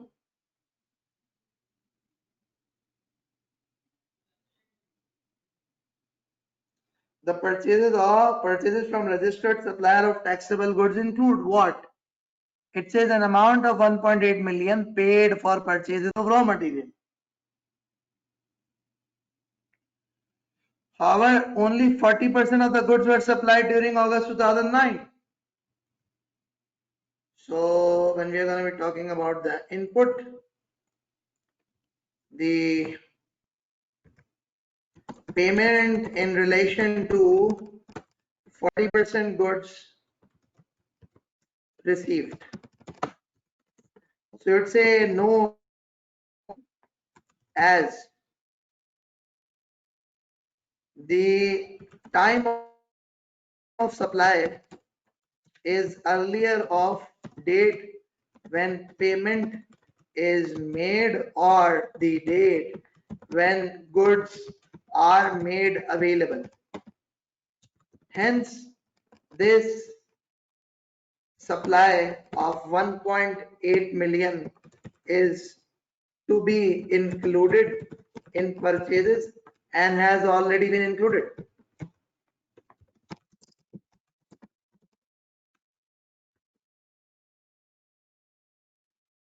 So what you need to do is that you need to talk about it, that this is how it should be done.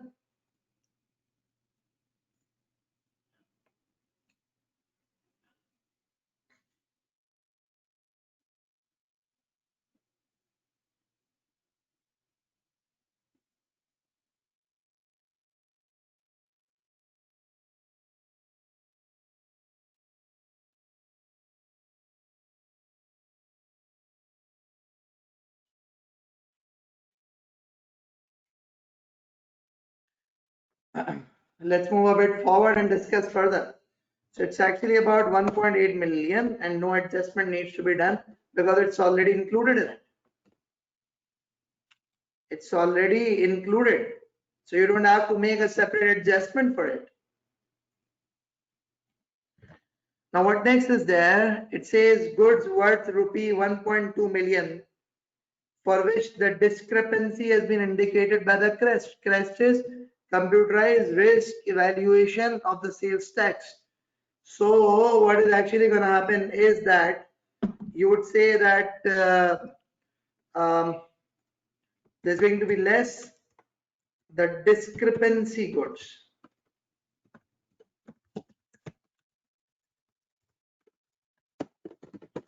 So 1.2 million, 17% is what is applicable.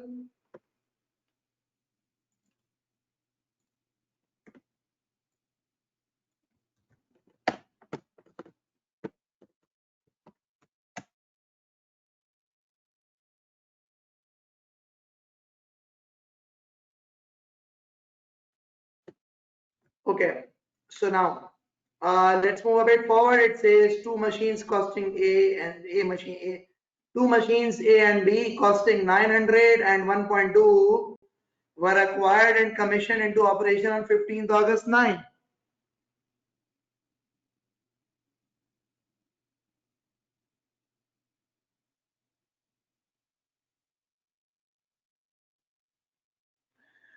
It says machine A has been used for taxable supplies only, whereas machine B has been used for exempt supplies only.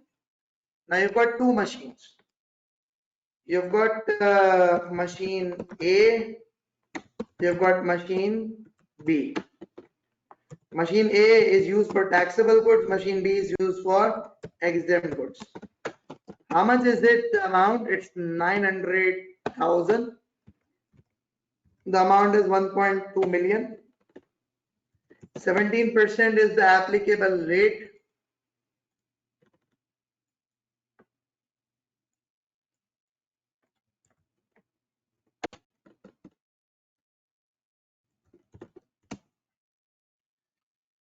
So what we are going to do is that this input will be adjustable.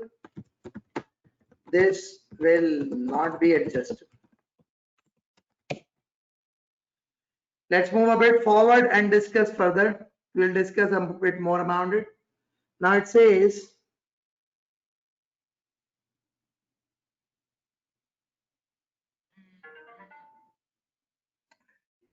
input tax amounting to 120,000 was paid on 15 March 9, but inadvertently it could not be claimed in the return for March 2000X9 and thereafter. Now let's just try to understand this. Unclaimed input tax from 15th March 2000X9. Now let's just try to figure out what is the period for which we are filing the return. It's August 9. Try to understand how many months have passed from this specific date. It's actually like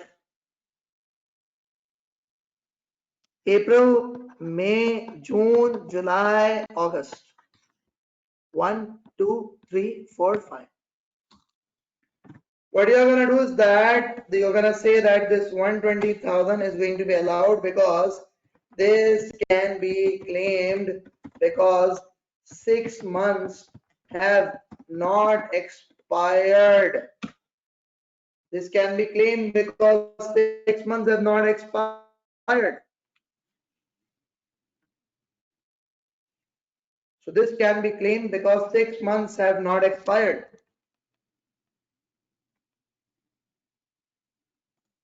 Now what next is there? Let's discuss a bit forward. It says an electricity bill of 670,000 was paid in cash, which included sales tax of 95,000. Now let's just try to understand this. What happens is with respect to the electricity bill input, how much is it? 95,000. So you could say that the utility bills can be paid in cash and the requirement for the company bank account is not applicable on it. The requirement for the company bank account is not applicable.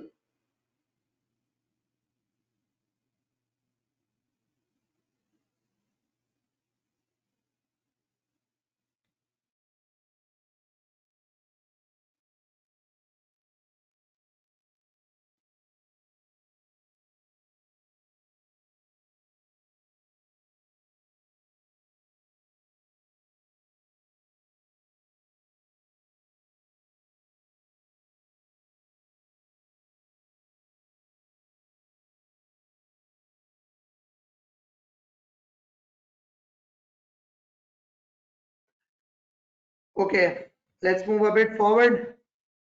It says taxable supplies of 90,000 were returned by registered customers during the year. Proper debit credit notes were issued within a specified time. So what happens is, with respect to the sales, you would say that the sale return, and what is the amount of the supply? It's 90,000. So hence this is what it is.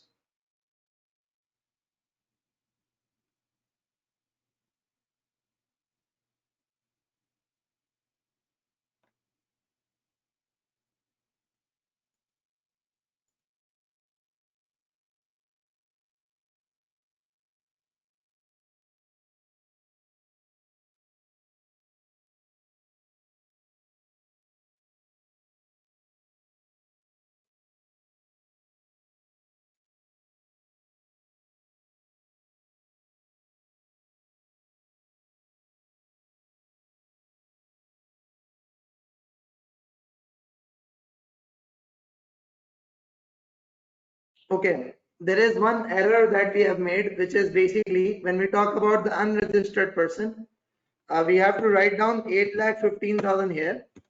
But over here, what we have to do is that we have to talk about 8,15,000 less 3,65,000. So this was an error because it's only applicable on the further tax here.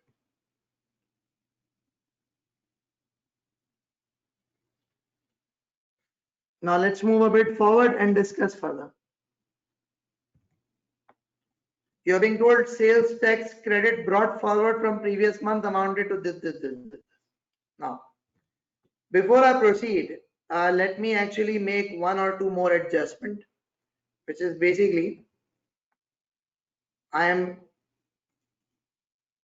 am putting in, okay, this is my sales tax before the machine. This is going to be termed as residual input tax. What is this going to be termed as? It's going to be termed as residual input tax.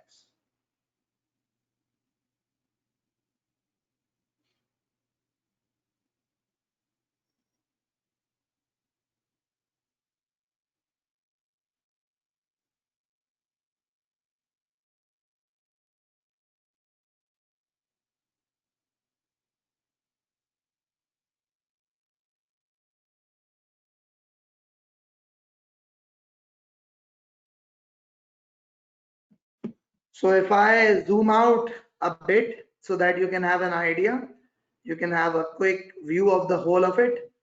It's actually what? This is the residual input tax. Then this is a total input tax. This is what? This is your total input tax, which is the sum of all this. This is your total input tax.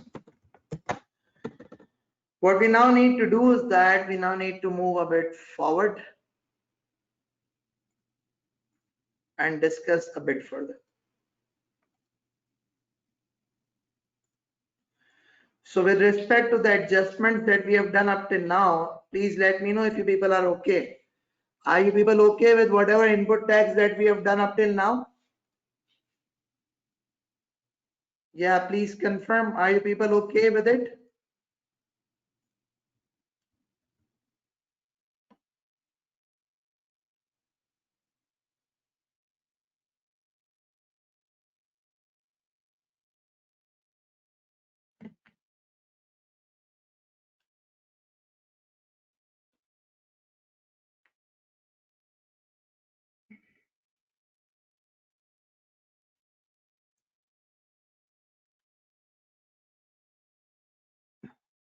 Okay, good enough. So we have got this input tax. Now there are few things that we need to discuss with respect to it, but before I do that, I will just discuss about few of the other aspect of the question. So this is about input tax. There are few more adjustments that need to be made, but we'll discuss them. Now, firstly, we had the input tax. Now we have the output tax here also. The output tax available to us is this, and there is an additional further tax that needs to be covered up. There is an additional further tax that needs to be covered up. So this is what we have. We've got 1534 as the output tax, and then you've got the further tax of 13,500. The sales tax liability needs to be calculated. I'm not mentioning anything over here. Okay, one thing that I want to do is that I need to establish the total sales value. So that was 9,825,000,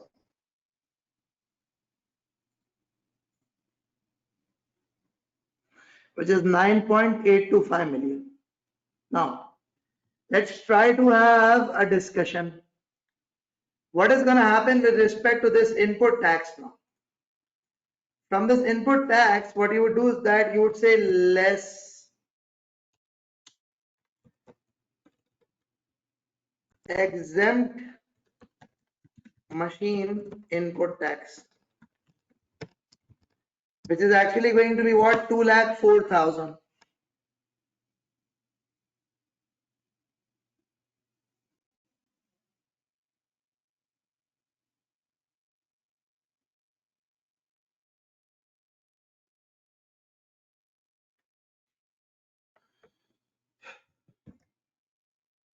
Why? Because what happens is that input tax on machine used for exempt supplies will not be adjustable. So you need to remove it. Okay, what else do we need to adjust? So let's just see, it says taxable goods from registered suppliers, okay. Exempt goods are here, okay. Taxable goods from unregistered, okay. Anything discrepancy, okay. Unclaimed input tax, electricity. So this is what the input tax is, excluding the input tax on this. Now let's just try to see that what are your sales. You have sold goods to registered person, you have sold goods to unregistered person, you have sold goods for the exempt supplies, and so on and so forth. You would say input tax or input tax used for exempt supplies. How would you calculate it? You have the exempt goods at 800,000. You would say 800,000 divided by how much is the total supply? 9825. Multiply by what is the residual input tax, that is without machinery? It's 929,000. So basically what happens is you would say this 800,000 divided by the total sales multiply by 9,29,000 pertains to all input used for the manufacture slash sale of exempt items. So hence what happens is this is what we have got. We have got this sum. This actually gives you adjustable input tax. This actually gives you adjustable input tax. What does it give you? It gives you adjustable input tax.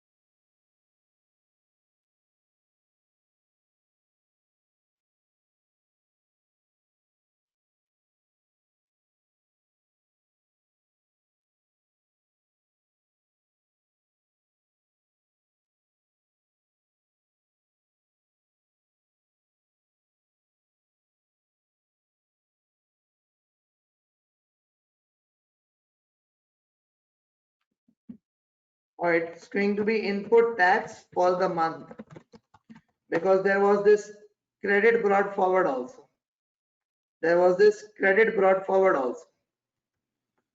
So brought forward tax credit, how much is that? We were being told in the question, if you could just see, if we are being told that it was 2,55,000. How much was it? It was 2,55,000. 2,55,000.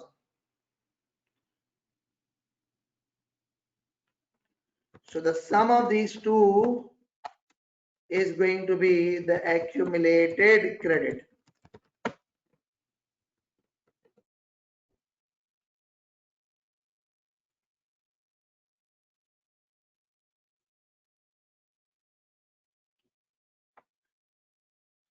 Okay, I'm just zooming it out so that you could see the computations that I've done for the input tax.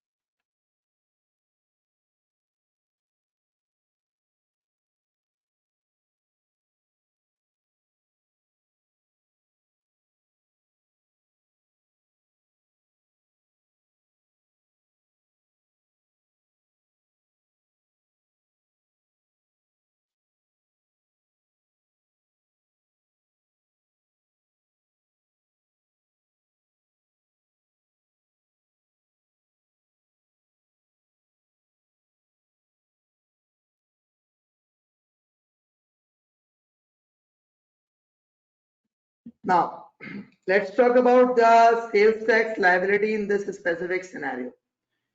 So if we are going to be talking about the sales tax liability, how would you calculate the sales tax liability? You would say output tax.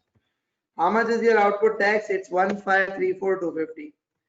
The input tax, for the input tax, there is going to be an adjustment. It says 90% of, output. How much is 90% of output? This into 90%. This into 90%. That's what you're gonna say. Or it says the actual input excluding fixed asset. So the actual input excluding the fixed asset is 1,261 less the amount pertaining to the fixed asset 153,000. So whatever the lower amount is, that lower amount needs to be deducted. So 1108,356 add further tax, which is going to be what? This 13,500. You'll add the further tax. You will less the input tax on fixed assets,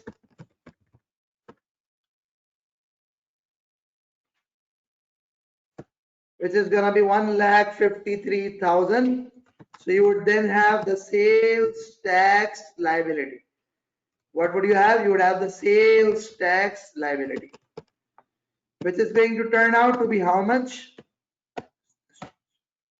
2,86,394 is the sales tax liability. And there is actually going to be the sales tax carried forward. How would you establish the sales tax carried forward? It's going to be the difference between, in fact, no. We have adjusted the entire input tax, so the sales tax carried forward is going to be 0 here. Why? Because had this been higher amount, then we would have any sales tax carried forward. So resultingly, we would end up with this scenario. Resultingly, we would end up with this specific scenario. That is, we would have the sales tax payable, sales tax liability. So is everyone okay with this? Yeah, is everyone okay with this? Any questions? Anything that you would want to ask with respect to it?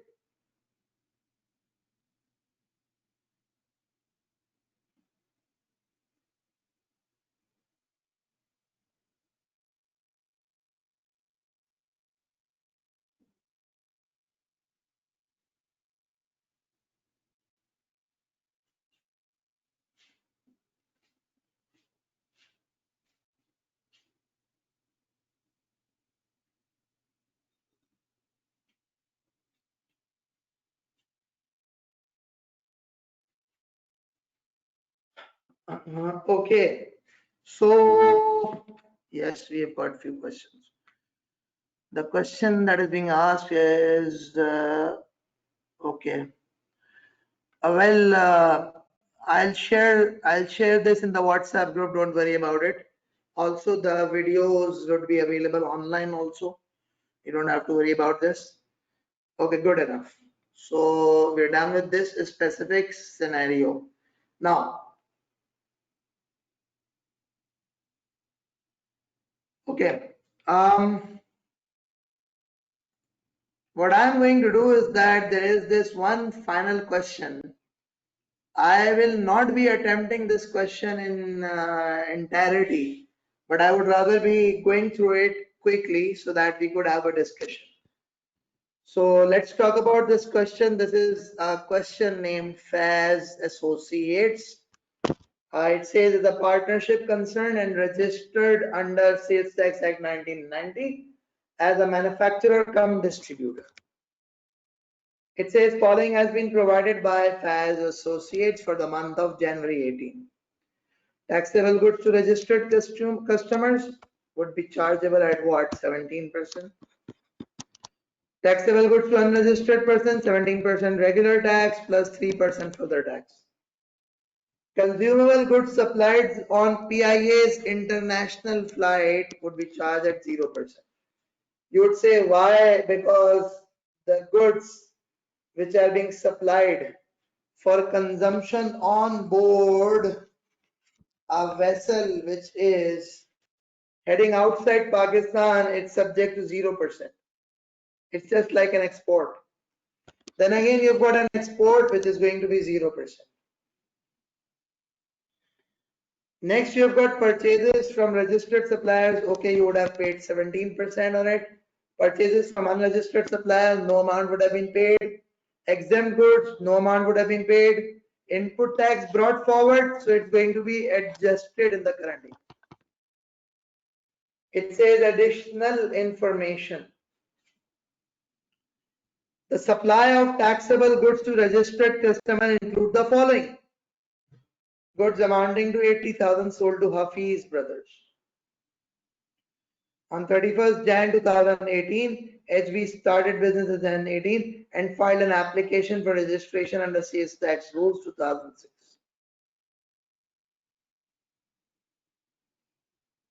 However, no sales tax registration number was issued till 31st Jan 18. So even though no sales tax registration number was obtained, still you can basically treat them as a registered person because they have applied for the sales tax registration. It says goods having market value of 600,000 were supplied to Parveen Limited, an associated company, for 500,000. So even though they were supplied to an associated company for 500,000, the value of supply would still be 600,000. The value of supply would still be 600,000. It says an invoice erroneously issued for 450, whereas the correct amount was 540,000. So you need to make an adjustment of 90,000 because 450 has already been included. It says that sales to Ghalib Corporation of 225. The contract for sale has been signed, but neither invoice was issued nor any delivery and payment was made. So that means the supply has not taken place. So you need to deduct this amount of 225,000 from the supplies that you have recorded.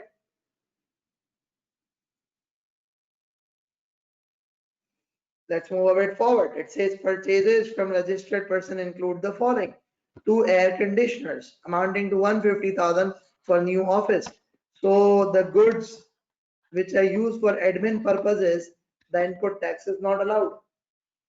The air conditioners are installed in your office. They are not installed in your factory. They are not installed on your production floor. So the input tax won't be allowed on them.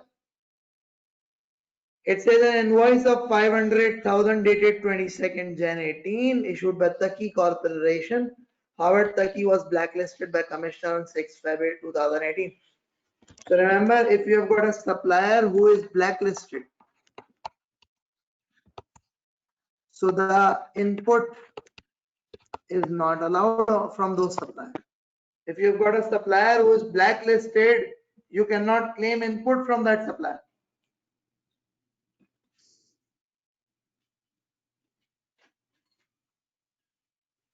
It says Faz Associates destroyed goods worth 45,000 after following the due process. The due process is you have to invite the commissioner, you have to seek the permission from the commissioner.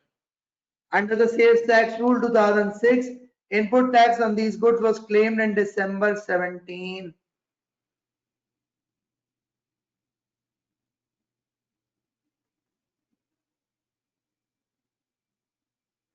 So what happens is you had claimed input tax on the goods which you have destroyed. So when you have destroyed, the sale is going to be zero. But the input that you have claimed, you need to deduct that input.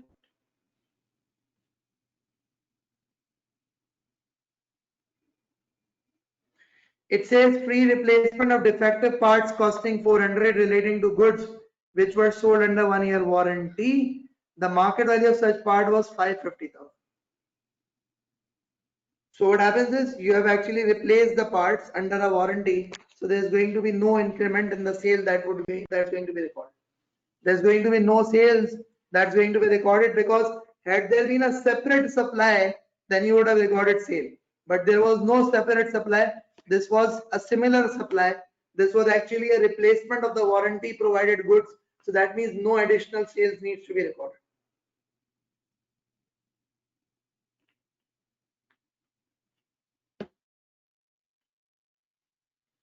Now, it says a debit note for 100,000 issued by a customer in respect of goods returned was duly settled and relevant credit note has been issued within stipulated time. That means the sale return is going to be booked. There are few formalities that need to be fulfilled in order for the debit or the credit note to be valid. So those formalities have been fulfilled. That's why it's going to be deducted.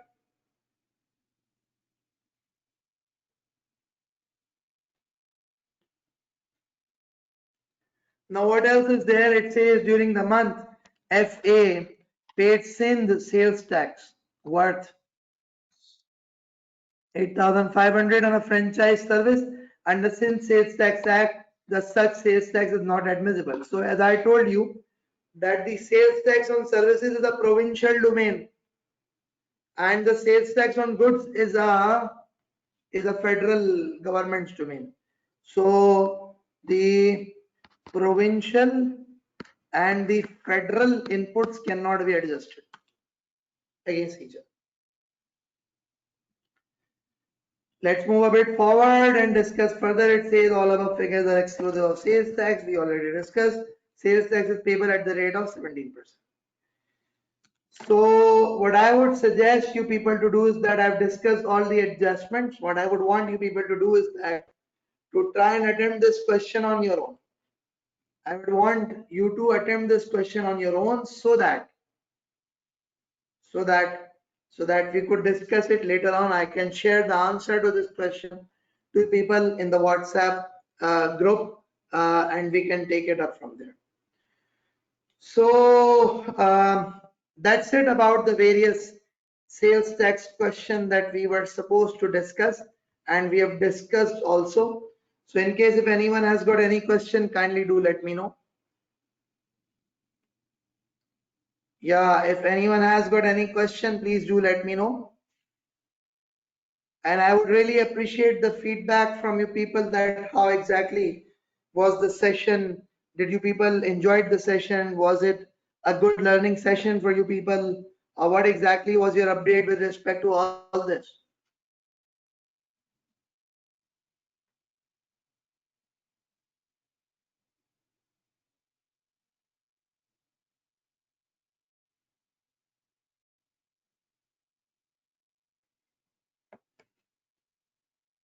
Yeah, your feedbacks would be highly appreciated.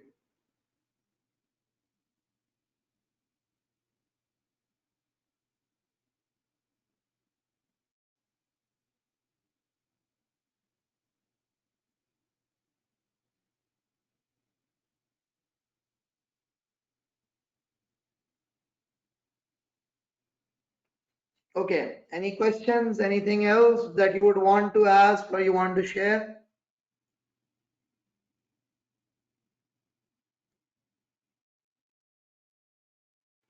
Okay, so what we are going to do now is we are going to keep it till here. We are going to have another session. Well, Abdul Qadir, unfortunately, it's actually exam focused session. It's not for somebody who is studying it for the first time. So that's why I need to keep a certain pace, because if I don't keep the pace, then unfortunately I would not be able to complete the task that is basically, because you see, the more practice questions that I can do, the better it is going to be for the students who are attempting the paper. For somebody like you who would be attempting it in December, I'll guide you further tomorrow about additional resource that you can use.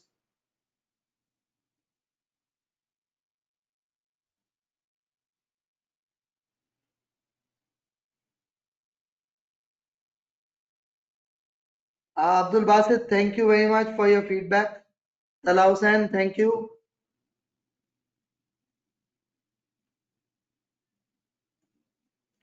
Okay, good enough. So thank you very much, everyone. Let's meet up tomorrow and take it up from here. So, Allah Hafiz and take care.